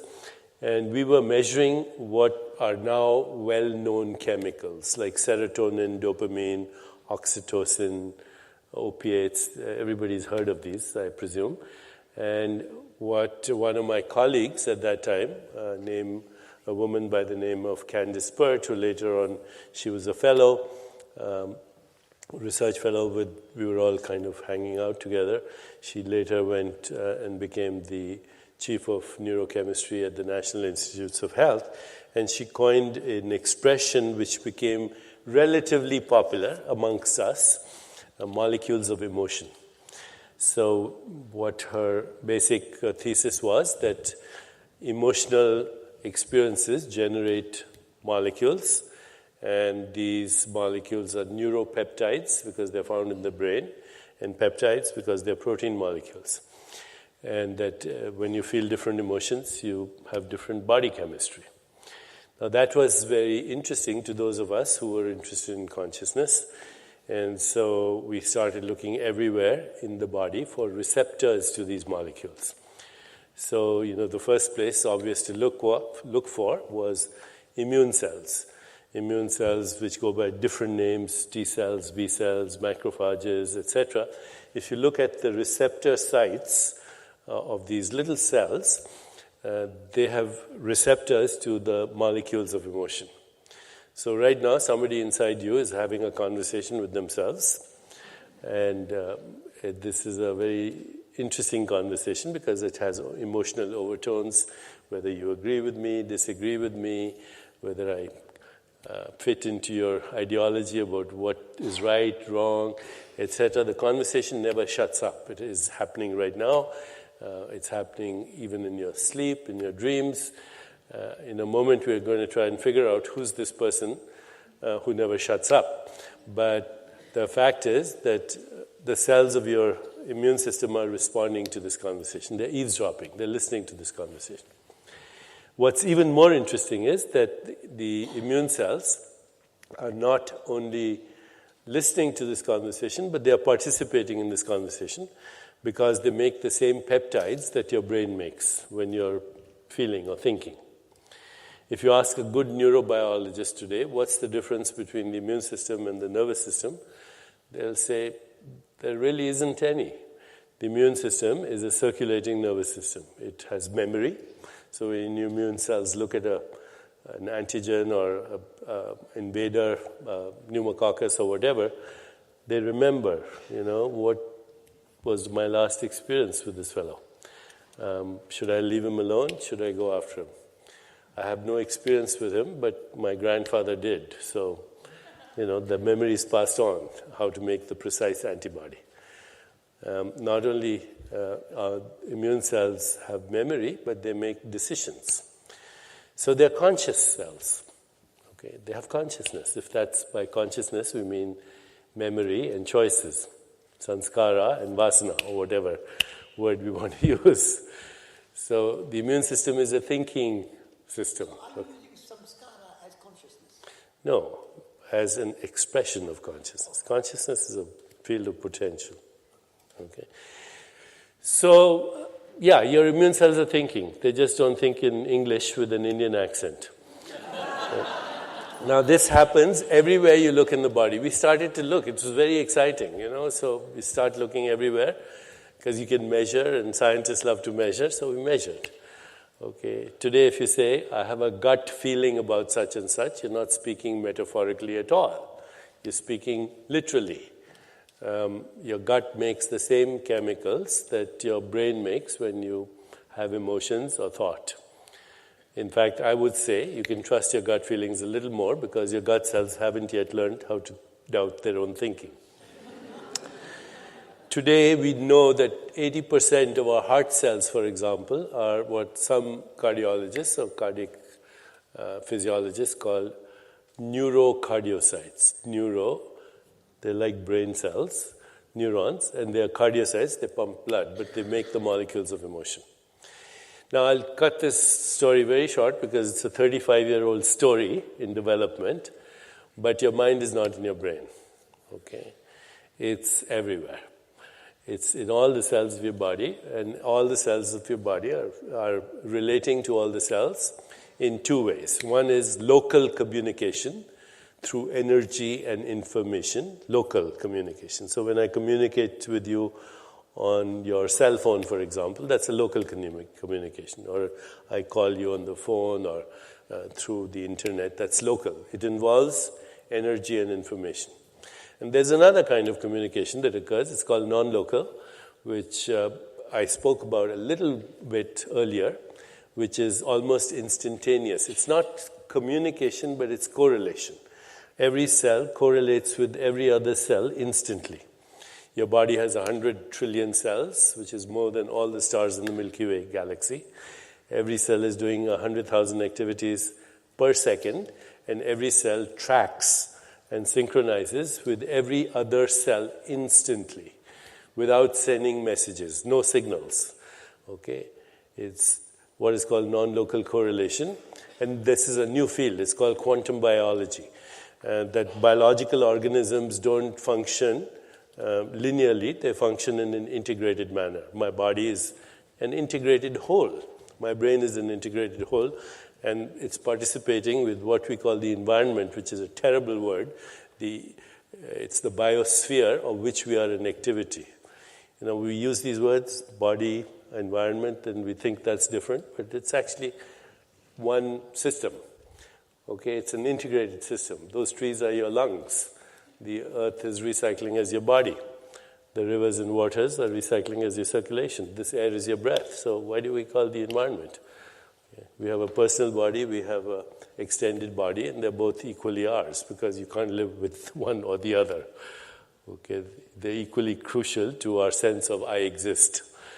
So everything functions as an integrated system, and this integration is felt to be non-local. There's physics to explain this. Okay, but this is how you can explain certain things which were unexplainable before. How does a human body, for example, do so many things simultaneously? Can think thoughts, play a piano, kill germs, remove toxins, make a baby, all at the same time. And at the same time, your biological rhythms are the symphony of the whole universe. So that's non-local. How does a single cell become the 100 trillion cells only in 50 replications? Only 50 replications to make a whole body.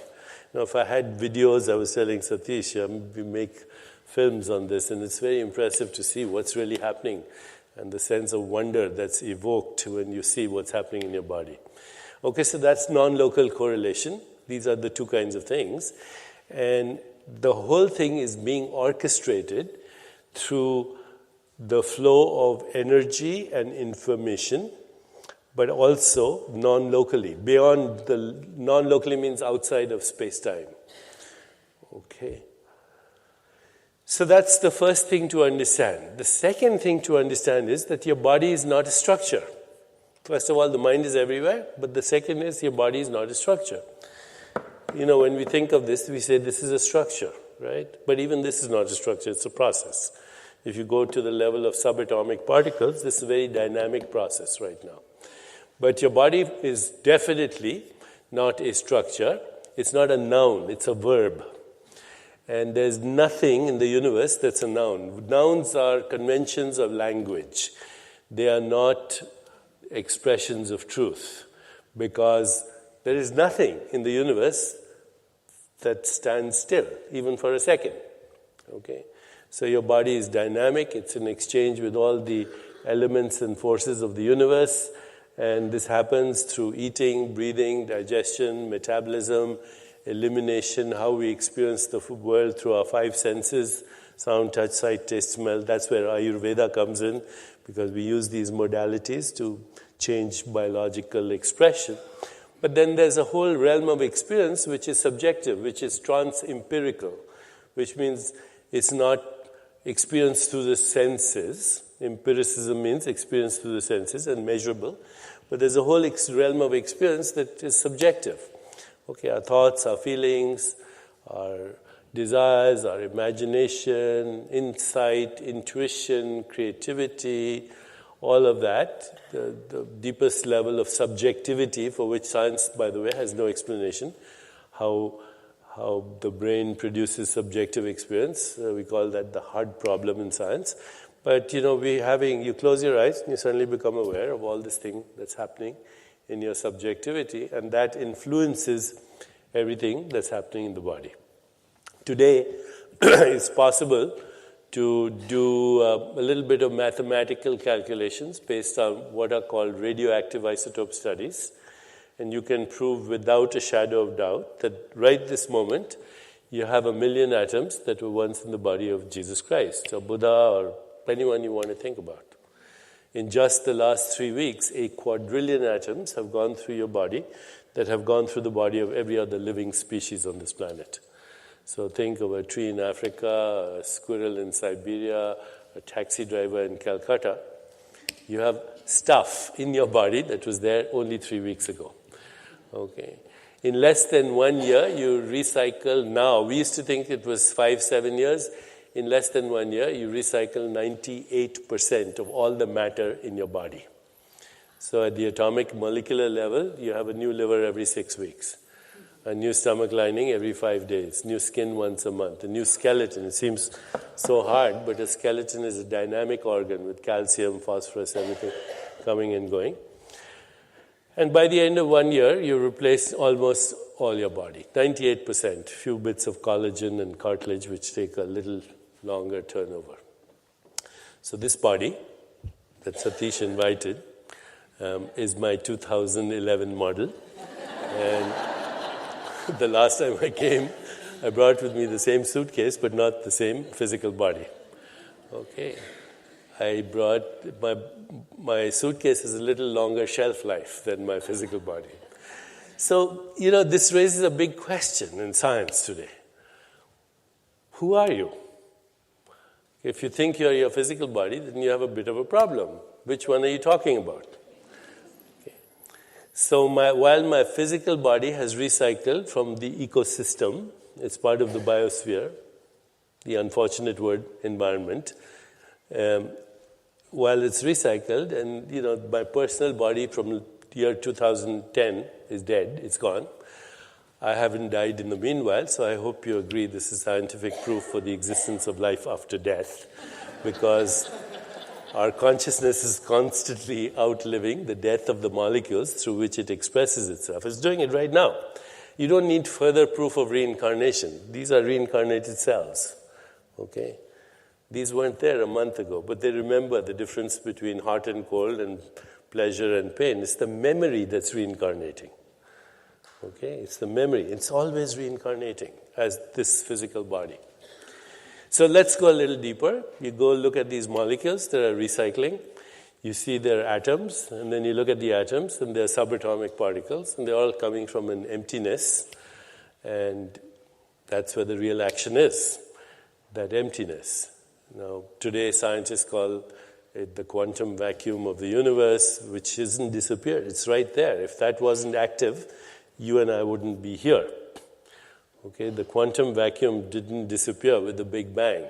It just started a whole series of activities that are still going on. But the quantum vacuum of physics is there right this moment, and you and I and everything exists because it's there. That's what scientists call it. But you look at the poetry of Rumi 700 years ago. He says, we come spinning out of nothingness, scattering stars like dust. He says, look at these worlds spinning out of nothingness. This is within your power. Who else? The Buddhists talk about shunyata, that is beyond subject-object split, beyond the observer and the observed. Vedantists, they talk about chitakash. The akash is not empty, but it's full of chit means consciousness, so they go even beyond. But any scientist will tell you today that 1 cubic centimeter of space, right here, 1 cubic centimeter of space, has 10 to the power of 37 times more mass energy than the entire universe. Incomprehensible. That includes the Milky Way galaxy, Andromeda, everything, all the suns, the stars, the planet. There's more mass energy here. Of course, we don't know how that becomes this. At least science doesn't know. Vedantists have a great idea about that, but science has yet not figured out how the micro or quantum world becomes the macro or classical physical world. They don't know. Pretty good, close to it, but not there. If you've kept up with the literature, unified field and quantum gravity, so on, we don't know. As I said earlier, Sir Arthur Eddington said very elegantly, something unknown is doing we don't know what. And that's the best explanation we have of everything in reality. Okay? There's no mechanical explanation that will show you why you feel the way you feel and how you remember or how you imagine. As I said earlier, it's called the hard problem in science. Because it's called hard because we don't even have a theory for it. So let's go back to, so this body is recycling, but it's also energy and information, and it's constantly in dynamic exchange with the ecosystem. If the ecosystem is diseased, we are diseased. If we are diseased, the ecosystem is diseased. And this applies not only physically to us, but at every level, emotional, mental, and so on, because what we call mind and matter are inseparable. As I said earlier also, there are 3 ways that scientists or philosophers look at the world. One is dualism, which is out because it violates the laws of conservation of energy. So there's no such dualistic. Descartes was wrong. Okay. Then the second view, which is material monism, that matter is everything. But the problem with that is when you look at matter, it becomes non-material ultimately. And then there's the third view, which is monistic idealism, that there's only consciousness and it experiences itself as the mind and the body and the physical world. So what is the mind? What is the mind? And where is the mind? And this is very interesting if you start to think about it. The best definition I can give you of what mind is as follows. And this comes after a lot of thought, after asking a lot of people, consulting with a lot of people. The following definition, you will find nobody will object to it because it is actually correct. Okay? The mind is an embodied and relational process. The mind is an embodied and relational process that regulates the flow of energy and information. I'll repeat that. The mind is an embodied and relational process that regulates the flow of energy and information. Okay, so what is energy? Energy is that which has the capacity to move things, is work. That's how we define it in physics. And what is information? Information is data and facts, but actually physics has a better, information theory has a better definition of it. Information is the resolution of uncertainty. Okay, so when the quantum field, which is uncertain, becomes factual, that's what we call information. The mind, once again, is an embodied and relational process that regulates the flow of energy and information. So where's my mind? Well, it's entangled with yours. Because as soon as I say something, and right now I'm the one who's speaking, but we could be having a dialogue, but you're responding, right? So as I'm speaking and you're responding and I'm getting some feedback, our minds are dancing. And as a result of that mental representation in each of our consciousnesses, all our consciousness right now, our brains are also entangled. Because there's no mental event that does not have a neural correlate. I'll repeat, there's no mental event that does not have a neural correlate. Which doesn't mean we understand consciousness. It just means that if you have a mental event, let's say I ask you to ask a simple question of yourself. Who am I? What do I want? What's my purpose? If you reflect, that activates your prefrontal cortex. If you have an emotional experience, like I love my grandchild, or I love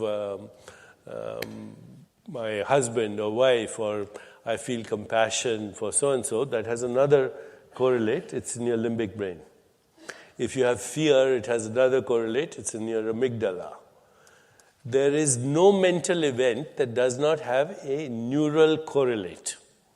And there is no neural correlate that doesn't have a biological correlate. Why? Because the brain functions as an integrated whole. There's an autonomic system, there's a sympathetic nervous system. The neuropeptides I mentioned, the chemicals, neurotransmitters, they're related to these activities. So everything in your body that's happening is integrated. Your thoughts, your feelings, your emotions, your social interactions, your environment, so-called, your extended body, your ecosystem, it's all one process. You know, the problem with Cartesian dualistic thinking is we created divisions that didn't exist. So mind and body, body and environment, and now we're spending hundreds of years to see what the connection is, when there was no division in the first place. It's a single process. Your breathing, your heart rate, your autonomic system, which includes your sympathetic and parasympathetic nervous system, different parts of your brain, and your biology, your immune system, it's all a single process. And furthermore, it's entangled with other minds and other bodies. Because if I say something, I say to you, Satish, the board of trustees just decided that they are broke and this place is closed, that would raise your blood pressure a little bit, okay? And your heart would speed up and your platelets would get sticky. And all I've said is a sentence, right? Okay, so the sentence was in English, but it had been in Swahili, it wouldn't have made a difference. Okay, so your consciousness processes meaning. And by the way, there's no computer that can process meaning. Okay, that's the whole reason why the brain is not the source of your consciousness. No physical system can either process meaning or imagine or remember or be inspired or have all the things that make us human or biological organisms. So it's a single process and it's entangled.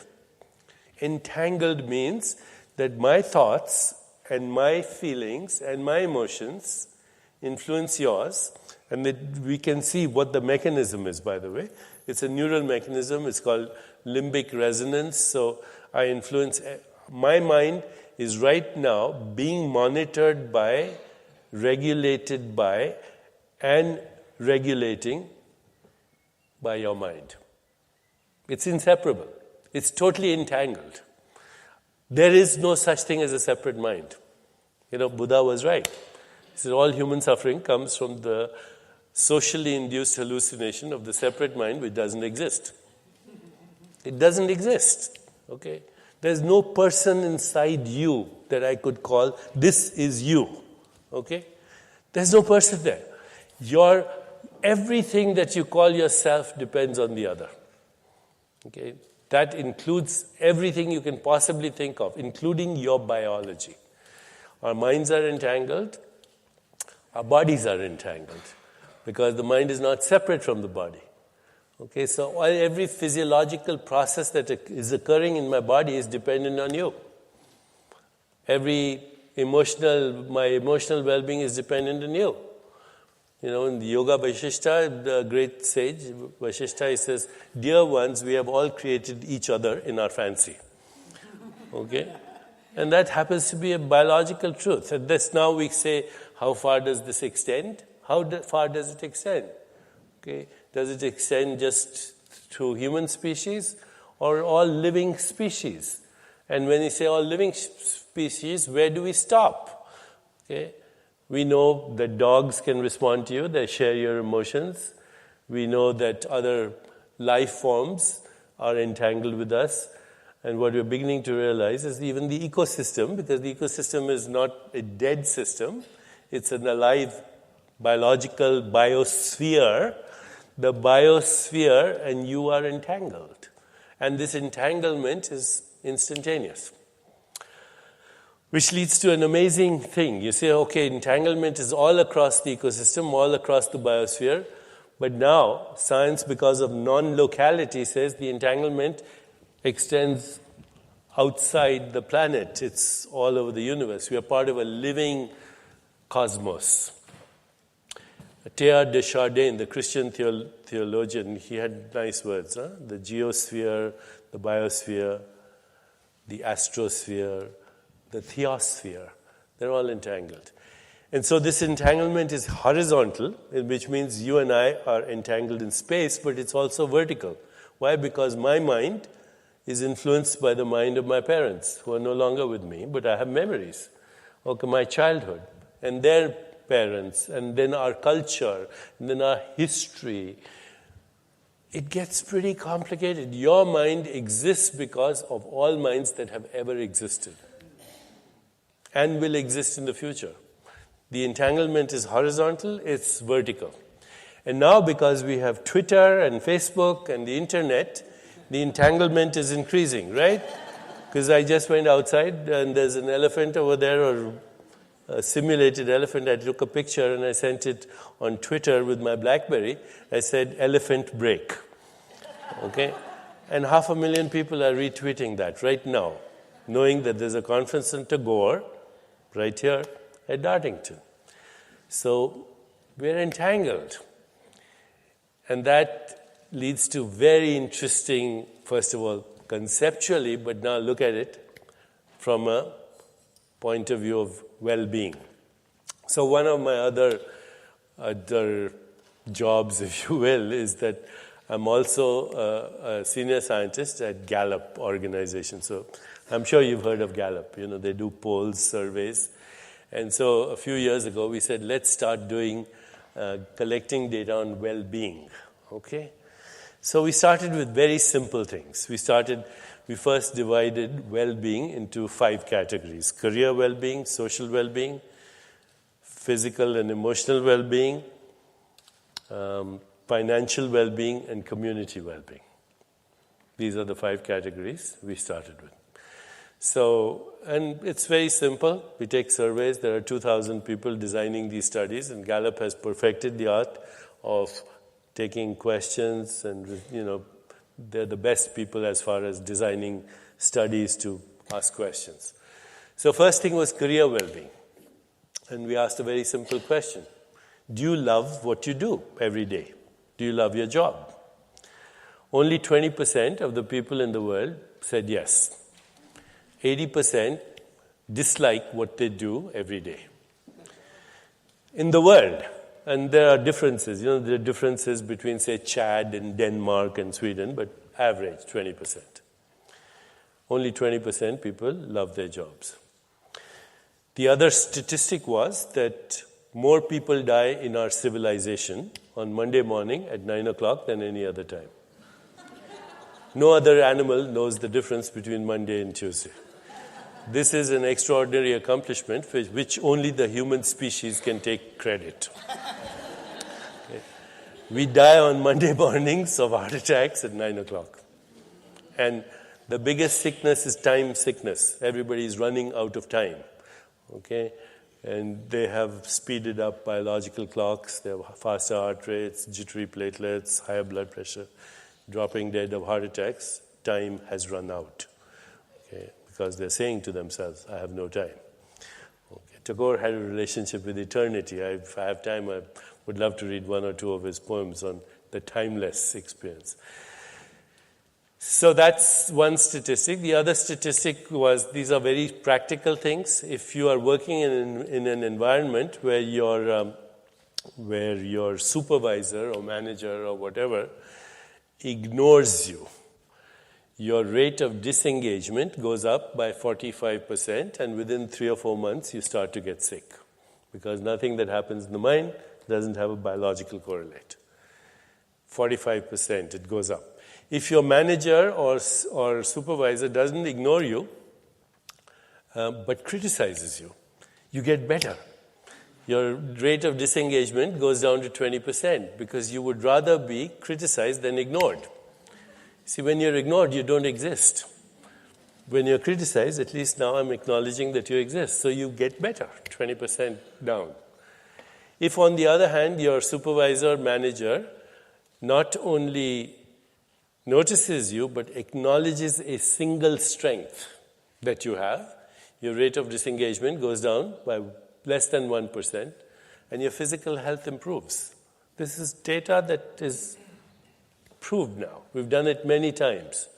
So, obviously, you know, why don't we correct this situation? In the US alone, we estimate in Gallup that disengaged and actively disengaged workers, actively disengaged are people who are unhappy, but they come to work with the express intention of making other people unhappy. Okay? Between the active and disengaged, the annual cost in the US alone, I don't know the figures from elsewhere, is $380 billion. Okay, and it all means, you know, Gallup says you find the right environment to work in and use your strengths and be in your dharma, as we would say. Okay, and you're all set. Can we not create those environments? And that's another part of our Gallup work, that we evaluate people's strengths. So I can sit down with you for 2 hours, and you can do it on the computer. If you want, you can go to Strength Finders on Gallup, and you will find out the 5 things that you're really passionate about.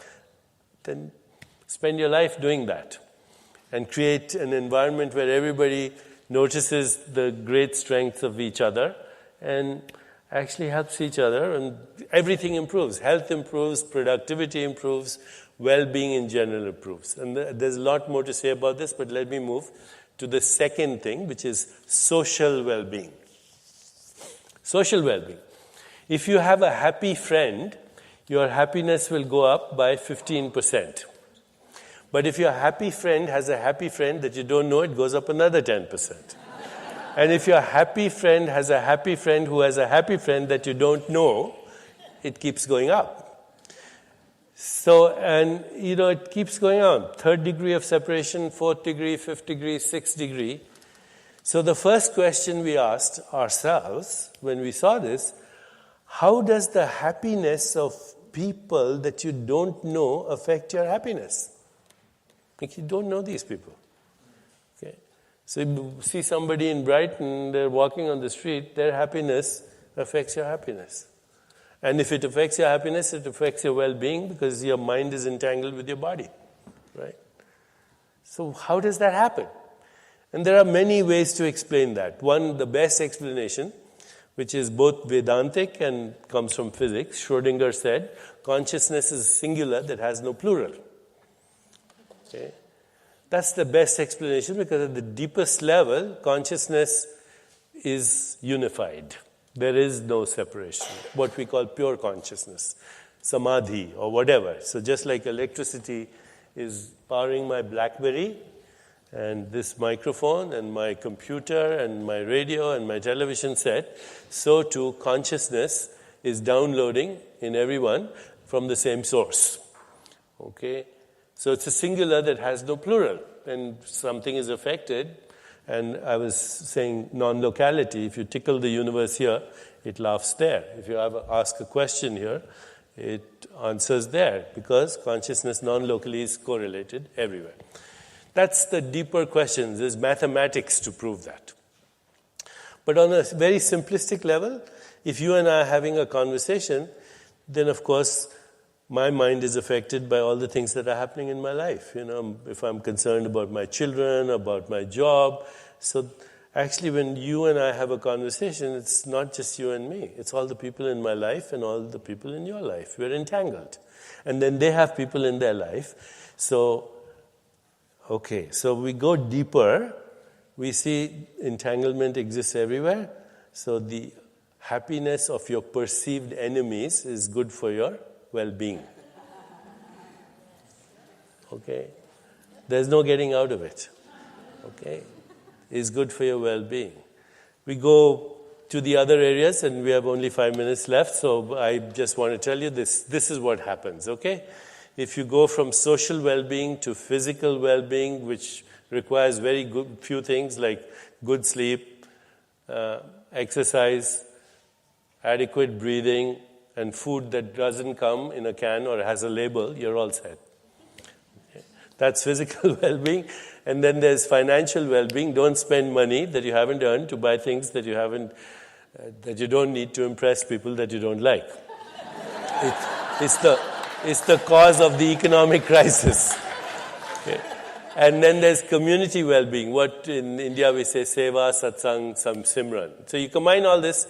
This is well-being, okay? And it's totally in your control. Then there's spiritual well-being, which addresses bigger questions. Who am I? What's the meaning of death? Does God exist? Etc., etc. Here are the 5 breakthroughs. If you understand the 5 breakthroughs in science, you'll understand how to heal. The first breakthrough, conceptual. Your body is not a structure, it's a process. It's a process in consciousness. Second breakthrough, your genes are not deterministic. See, that's another big, huge. When President Clinton in the year 2001, they said, we've deciphered the human genome, we found the alphabet in which God created life. Not true. You have only 23,000 genes, and most of them you share with everybody else. Like 65% of your genes are the same as a banana. 80% of your genes are the same as a mouse. 98%. There's unity of life, and that includes our genes, and our genes are not deterministic. You turn them on and off by the way you feel, the way you think, the way you relate, your relationships, your environment, your food, your sleep, your exercise, And I just met with Elizabeth Blackburn, who won the Nobel Prize in 2009, for telomerase, an enzyme that influences your lifespan, your biological clock. People who meditate, Vipassana and other, mantra meditation, their telomerase goes up by 30% within 4 months. So your genes are responding to your mental activity. Okay, so that's the second breakthrough. Your genes are not deterministic. Third breakthrough, your brain is not a structure. The whole field of neuroplasticity, you can change your brain structure. So if you do the Buddhist Vipassana meditation, or you cultivate attitudes like compassion, like loving kindness, what the Buddhists call the 4 divine qualities, loving kindness, compassion, joy, and equanimity, your whole brain starts to change. Your limbic brain changes, your cortical brain changes. When you reflect, it changes. When you override your automatic responses, it changes. Bottom line, you don't have a fixed brain. That's the third breakthrough.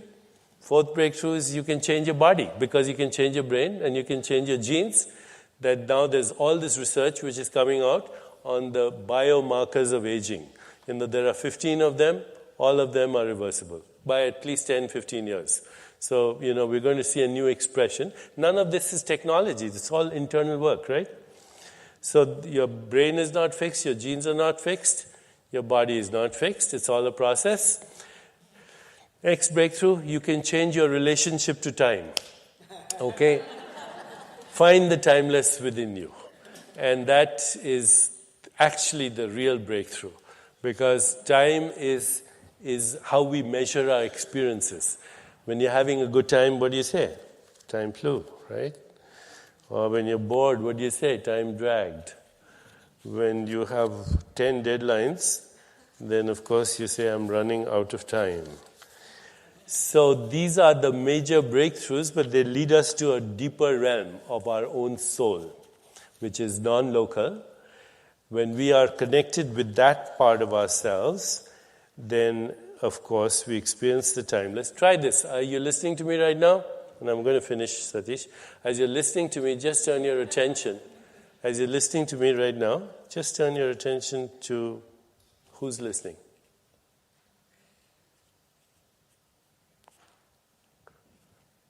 So as you're listening to me, be aware of the listener. That's your soul. It's not your mind, which might be saying, I wish I'd gone to the bathroom before the lecture. Whatever. That's a conversation. But that part of you is timeless, okay? And we metabolize the experience of time into what we call our biological clock. So I'll end with, and there's more to say, but next time, the soul is the place of love, of compassion, of joy, of equanimity, of grace, of synchronicity, of everything that makes us alive and human. Time is endless in your hands, my Lord. There is none to count your minutes. Days and nights pass, and ages bloom and fade like flowers. You know how to wait. Your centuries follow each other, perfecting a small wild flower. But we have no time to lose, and having no time, we must scramble for our chances. We are too poor to be late. And so it is that time goes by, while I give it to every querulous man who claims it, and your altar, my Lord, is empty of all offerings to the last. At the end of the day, I hasten in fear that your gate will be shut, but I find that there is yet time.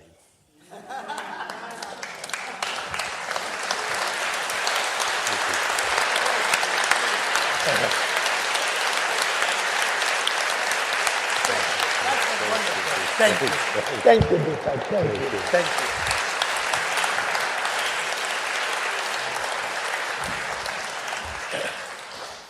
I said this morning, my mother used to say, when God made time, He made plenty of it.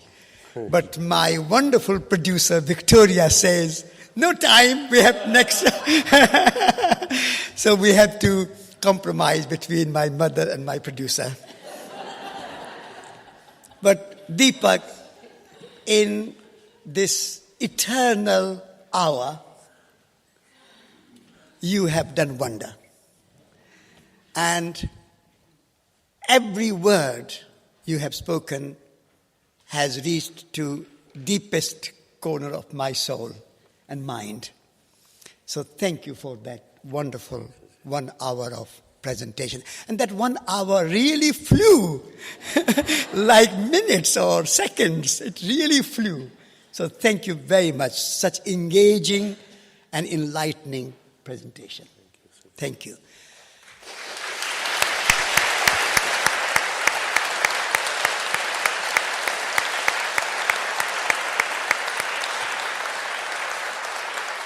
I would have few minutes of questions, and I would like, in the previous session, someone who did not ask question to start with that person. So anybody who did not ask, a lady there in that corner, in purple jacket. Should we disentangle ourselves from miserable people? Say that again? Say again? Should we disentangle ourselves from miserable people? From disentangle ourselves? Absolutely not, because the more you experience the suffering of another person, the more you have the desire, even the mental desire to alleviate it, you get better. Your health improves. The suffering of other people is what gives birth. Compassion is what gives birth to love. And love is what ultimately causes healing. So without compassion, there is no love. And love has to also be in action. Love without action is meaningless, and action without love is irrelevant. So it's all connected. Emily. The question No. is, Yeah, I can hear. The question is, how do you balance the urgency of our time with the need to take reflective, deep, expansive, you know the rest of this question. Do you think social transformation is possible in the absence of personal transformation? No, definitely. So right there, since we're talking about Mahatma Gandhi, he said, can you be the change you want to see in the world? Because otherwise we just become angry peace activists or angry environmental activists. And that adds, if consciousness is a field, every bit of anger, of self-righteous outrage adds to the anger of the world. So outraged by the word. Word means rage, right? So find your own sobriety, find your own peace, and then peace can be created by those who are peaceful. Love can be created by those who have loved. So there is urgency, but the urgency is take care of yourself first. On the back there. And then you, Wendy. Thank you. We have aging population. Can you tell us a little bit about dementia? Can you keep a bit closer? We have aging population. Can you tell us a little bit about dementia and what we can do to... Dementia.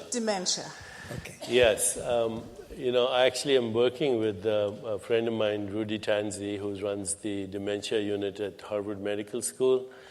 And what he's saying, and he's discovered 4 genes that are presumably responsible for Alzheimer's. But actually what he's saying is that everything from sensory stimulation to personal relationships to being with other people will actually thwart this, will change the behavior of the genes, the same thing I was saying earlier. The fact is that we are going to see more and more people getting into the 80s and 90s. They say, today's 80s, yesterday's 60, and today's 60s, yesterday's 40, because as we begin to understand the mechanics of aging and influence it through the way we live, we can combine the wisdom of experience with a different kind of biology. And all the demographic research shows that in those cultures where the aging are respected, where they are venerated, where they are made to feel useful, where they become the visionaries for society, aging has a completely different biological response. Thank you. Wendy. It's okay. Just You can hear me. speak. With this question of entanglement, Deepak, can you explain to me why my bank account doesn't get entangled with others who have sort of rather more? Why The does it reason your stop? bank account doesn't get entangled with others is that a lot of people do not understand that being extremely rich is also poverty consciousness. You know, there are two kinds of people who think about money, the extremely poor and the extremely rich. And I can show you all the studies that show that your bank account will never make you happy. You know, in fact, if you win the lottery, you'll be very ecstatic for a few weeks. Then you'll start to plateau. Within 1 year, you'll actually be more miserable than you were before you won the lottery. There's data to show that. Because now all you do is think about money, you know. So don't even think that the bank account is crucial to your well-being. Thank you. Last question here. I'm afraid this will be the last question. Hi there, Deepak. I'm making a documentary about people's ability to heal themselves from incurable terminal illnesses because I've seen this and I want to empower people to that possibility. And somewhere there's a balance between that, getting that across, and also remembering that we're mortal. We're going to be leaving this planet at some point. Maybe we've got karma. And I'd just like to know your thoughts about that. First of all, healing is real. So what does happen when people heal? What's really happening? They are returning to homeostasis. You know what homeostasis is, right? Self-regulation, our baseline state, all the things that keep us in balance. Blood sugar, body temperature regulation, hormone levels. So anytime somebody has a healing, they're returning to homeostasis. And if you look at the word healing, or the word health, or the word holy, it's the same word. Healing is the return of the memory of wholeness. Now, in my experience, even with patients who heal, you know, these remissions that you talk about, and there are plenty of them, by the way, you know, and you shouldn't discount a remission because it's rare. If it happens, it has a mechanism. And as scientists, it behooves us to find out what the mechanism is, no matter how rare it is. And in the few cases that I have really focused on, where somebody had a terminal illness and they recovered, and there's a registry for this. If you go to noetic.org, you'll find noeticsciences.org, you'll find all the registry for thousands of remissions from terminal cancer, brain tumors, etc.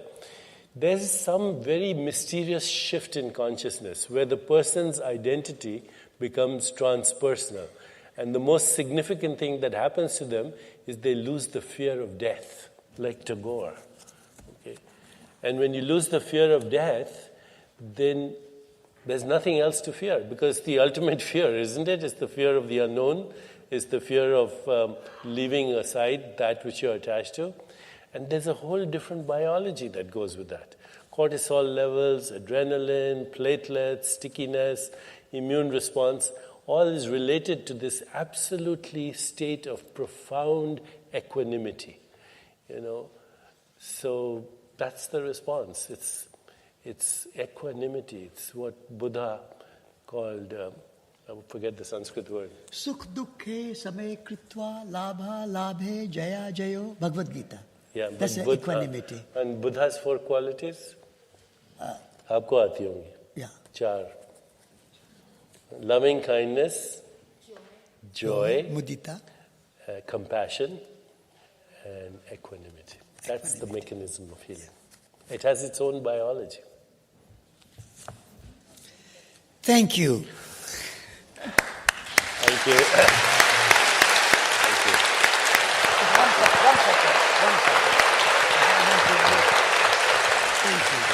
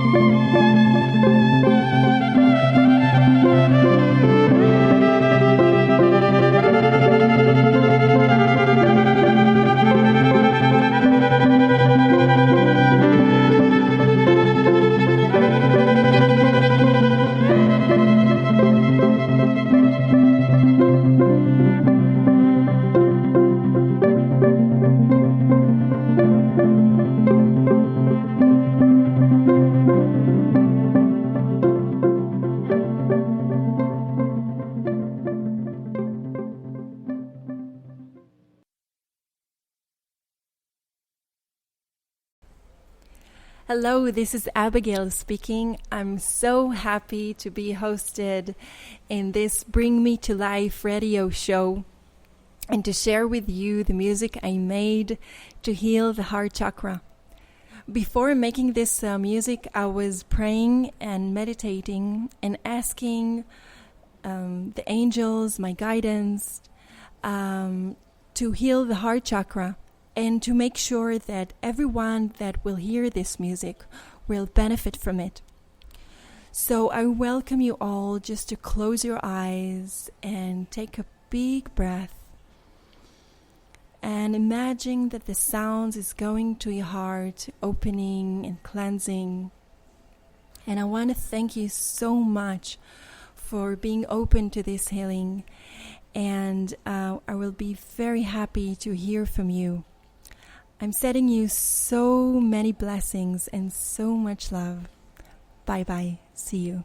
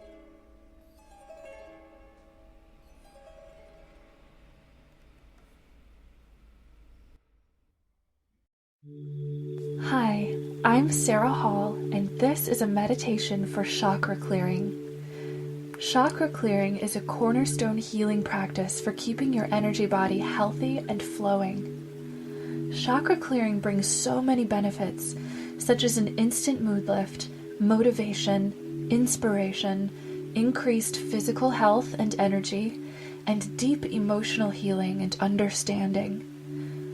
This meditation will give you an introduction to working with your chakras, welcoming you into a whole new world of self-understanding and healing. Remember that it is through yourself that you access all the spiritual wisdom and power of the universe. You are your own doorway into the deep, infinite realms of God. Use this meditation to deepen an exciting new relationship with yourself, and to uplift and heal just about any matter that you may encounter in life. And now, relax in a comfortable, quiet place, and we will begin.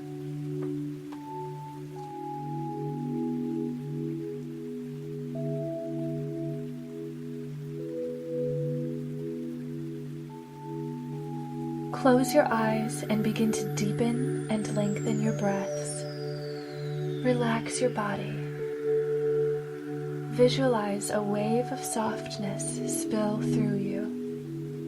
It starts in your toes and gently flows up your feet. Let go of each joint and muscle as the relaxation gently flows up through your legs. It softens and lightens you, helping you to let go. Feel it flow through your hip and pelvic region. It relaxes your belly, your chest. Feel it softly melt through your arms, releasing every little muscle in your hands and fingers as you let go deeper and deeper. Feel it warm, ease, and soften your back, releasing any tension you may have been carrying, helping you to feel as light as air. Let the gentleness and relaxation softly flow through your neck. Let go of your jaw and each of the fine muscles in your face, and see if you can let go even deeper. Let yourself sink and expand into the sensation of deep relaxation. Breathe deeply.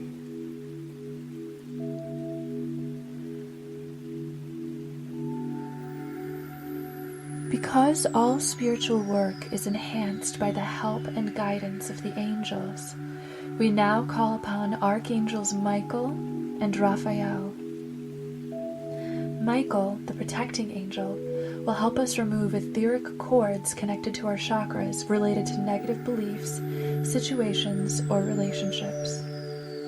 Archangel Raphael, the healing angel, will be holding an etheric vacuum tube of light to suction away all lower energy. He will also give us new healing energy to rebalance our chakras. Thank you, angels, for being with us now. You may also call upon any other guardian angels or spirit guides with whom you feel aligned for this practice.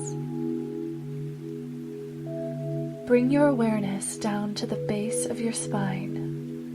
See or feel a ruby red sphere of glowing light. This is your root chakra.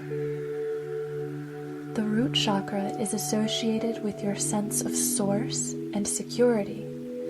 It reflects your beliefs about money and home. It is also the chakra that is most closely associated with your relationship with your parents, especially your father. Scan your root chakra for any dark spots, debris, misshapenness, or cord attachments. Anyone can become aware of this simply by holding the intention to do so with full faith that it is possible. Now mentally focus on any imbalanced energy you wish to release.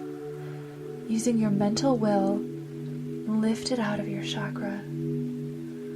Breathe deep, and as you exhale, release it into Archangel Raphael's vacuum. If you find the energy is stubborn, call upon Michael to help you lift it away. If you notice any cords of fear connected to this chakra, ask Michael to use his sword of light to cut them away. As you and Michael approach a cord, you'll be able to feel what it's related to and why, simply by holding the intention to do so. Take a moment to acknowledge its lesson for you. Simply notice whatever issues present themselves without judgment and breathe as you allow Michael to help you let go of it. And now listen for any messages your root chakra may have for you.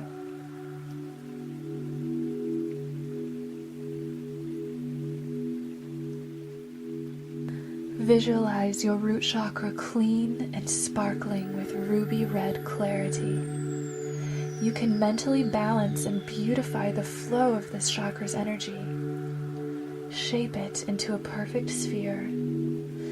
Let the sphere become crystal clear, glowing from its central eternal flame within. Gorgeous, bright ruby red.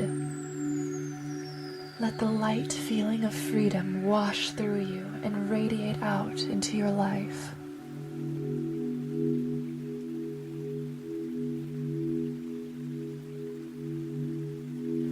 Your spine is illuminated by a column of white light. Feel yourself float up the column of light into the center of your pelvic region. Your sacral chakra is the hub of your desires, pleasures, cravings, and one of the central points of your sexual and creative energy. Scan your orange sacral chakra for any cords, blockages, or imbalances. Invite the angels to help you remove and release them into Raphael's etheric vacuum.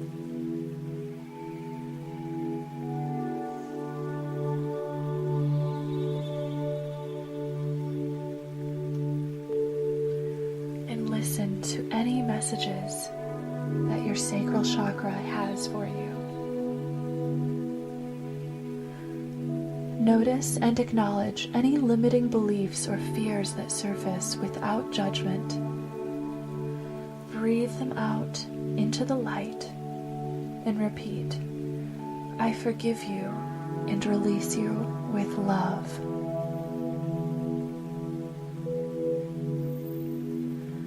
As old energy is released, your chakra becomes beautiful, balanced, and sparkling clean. Breathe into its beauty, feeling its free and open flow enlivening your life. And now, move up your spine through the column of light towards the space just behind your belly button at the core of your body. This is your yellow solar plexus. The solar plexus is your center of power, confidence, and self-image. It is also one of your relationship centers, as your sense of power, confidence, and self-image are strongly influenced by the relationships you have with others. This is an area where you might see or feel your connection to others, and you can use this as an opportunity to heal and uplift relationships.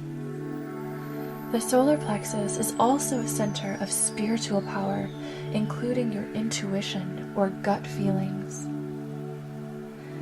Scan your solar plexus for any signs of imbalance, debris, or etheric cords. On a deep inhale, mentally gather up this energy, and as you exhale, Release it to the angels. Ask Michael to cut away any cords. And feel the suction of the vacuum pulling away all that no longer serves you.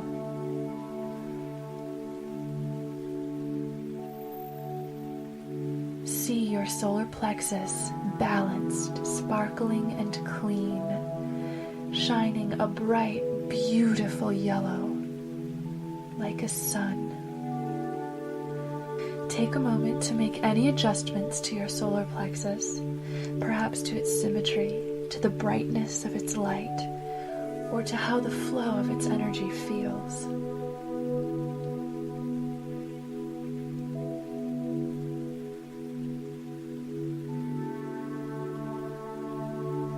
And again, float up the column of light along your spine to the center of your chest. This is your emerald green heart chakra. Your heart chakra is the center of love and emotion. It encompasses divine eternal love, self-love, and your love for others. Since love is the basic universal energy that exists in all things, it is a highly intelligent force. Your heart chakra is thus a center of wisdom, a source of understanding yourself and your destiny through your feelings. It is also a relationship center and a source of healing energy. Scan your heart chakra for any imbalances, any darkness, negativity, or etheric cords.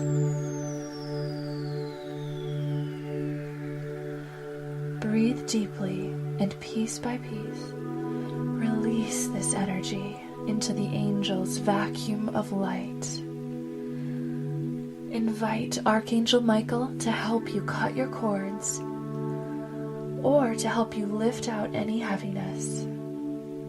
Inhale, and deeply exhale all that no longer serves you.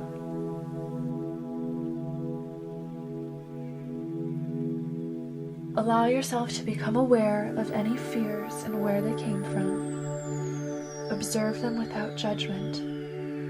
Wrap them up with forgiveness and repeat, I forgive you and release you with love. I am love. I love. Love. Love. Your heart chakra is spinning freely and beautifully. Visualize it as symmetrical, clean, crystal clear, and glowing brightly with gorgeous emerald light.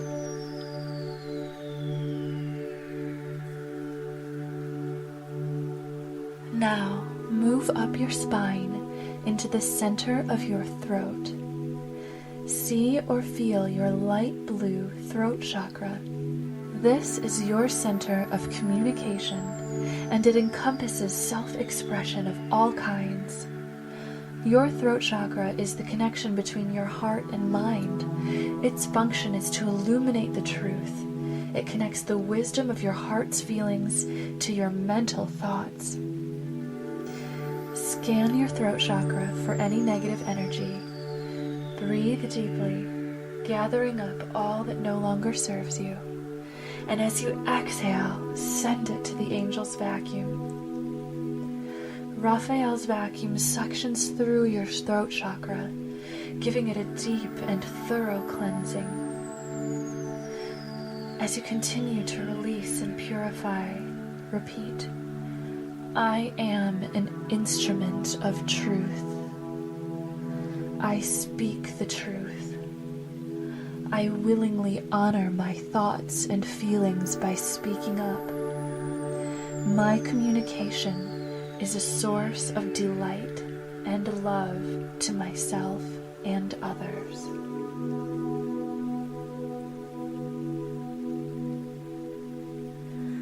Now, visualize your throat chakra fully balanced, illuminated, and sparkling a gorgeous light sky or ocean blue.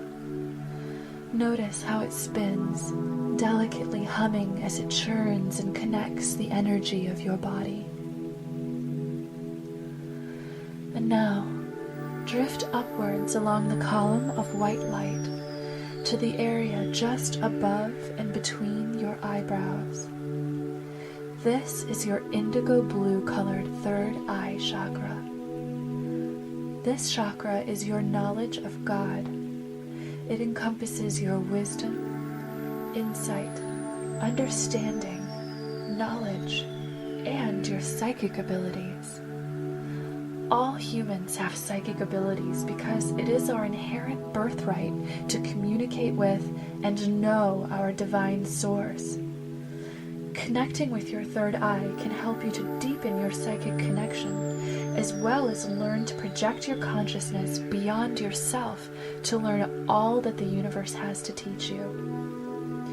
Remember, we are all one. The universe is a great mind in whose image and likeness we are made. And because we are part of that mind, we are fully able to access all of its knowledge. Each chakra is connected to a major organ in the physical body, as you may have noticed. And the third eye has a connection with the brain and the pineal gland. Because of this, that which affects the brain can also affect the third eye. So oftentimes those who, for example, excessively expose their mind to television or who do not get enough sleep can have residue in the third eye. So scan your third eye now for any blocks or residue associated with imbalanced mental habits, or perhaps any limiting beliefs about your intelligence, your ability to perceive, or fears related to your psychic abilities. Allow the angels to access this energy and help you to release it into the light. Feel the suction of Archangel Raphael's vacuum, pulling away all that no longer serves you. And open your third eye chakra wide. Allow its energy to spiral freely and beautifully. Take a moment to revel in the beauty of your unique third eye. Sometimes the indigo-colored third eye flows with flashes of white, silver, or gold light as it processes energy and information. Sometimes people who have particularly developed their psychic abilities over lifetimes will have structural extensions branching off of their third eye, sometimes resembling a tiara, a pyramid, or some other geometric shape. Your third eye is unique to you and your experiences. As you take in its beauty, allow new light to brighten it from within, from the core of its divine eternal flame. Strengthen your third eye and expand its reach into your life. And repeat, I am infinitely wise, intelligent, and psychic.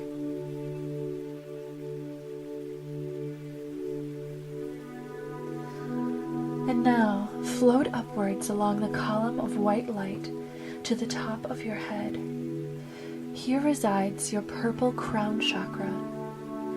Your crown chakra is your connection with God. It is your highest rung on the physical ladder of self to the divine. It is what connects us to the mind of the all, or the higher awareness of our oneness with existence. The crown chakra is thus your center for spirituality, higher consciousness, life purpose, and transcendence. Scan your crown chakra for imbalances as you breathe deeply, and invite the angels in to help you purify it.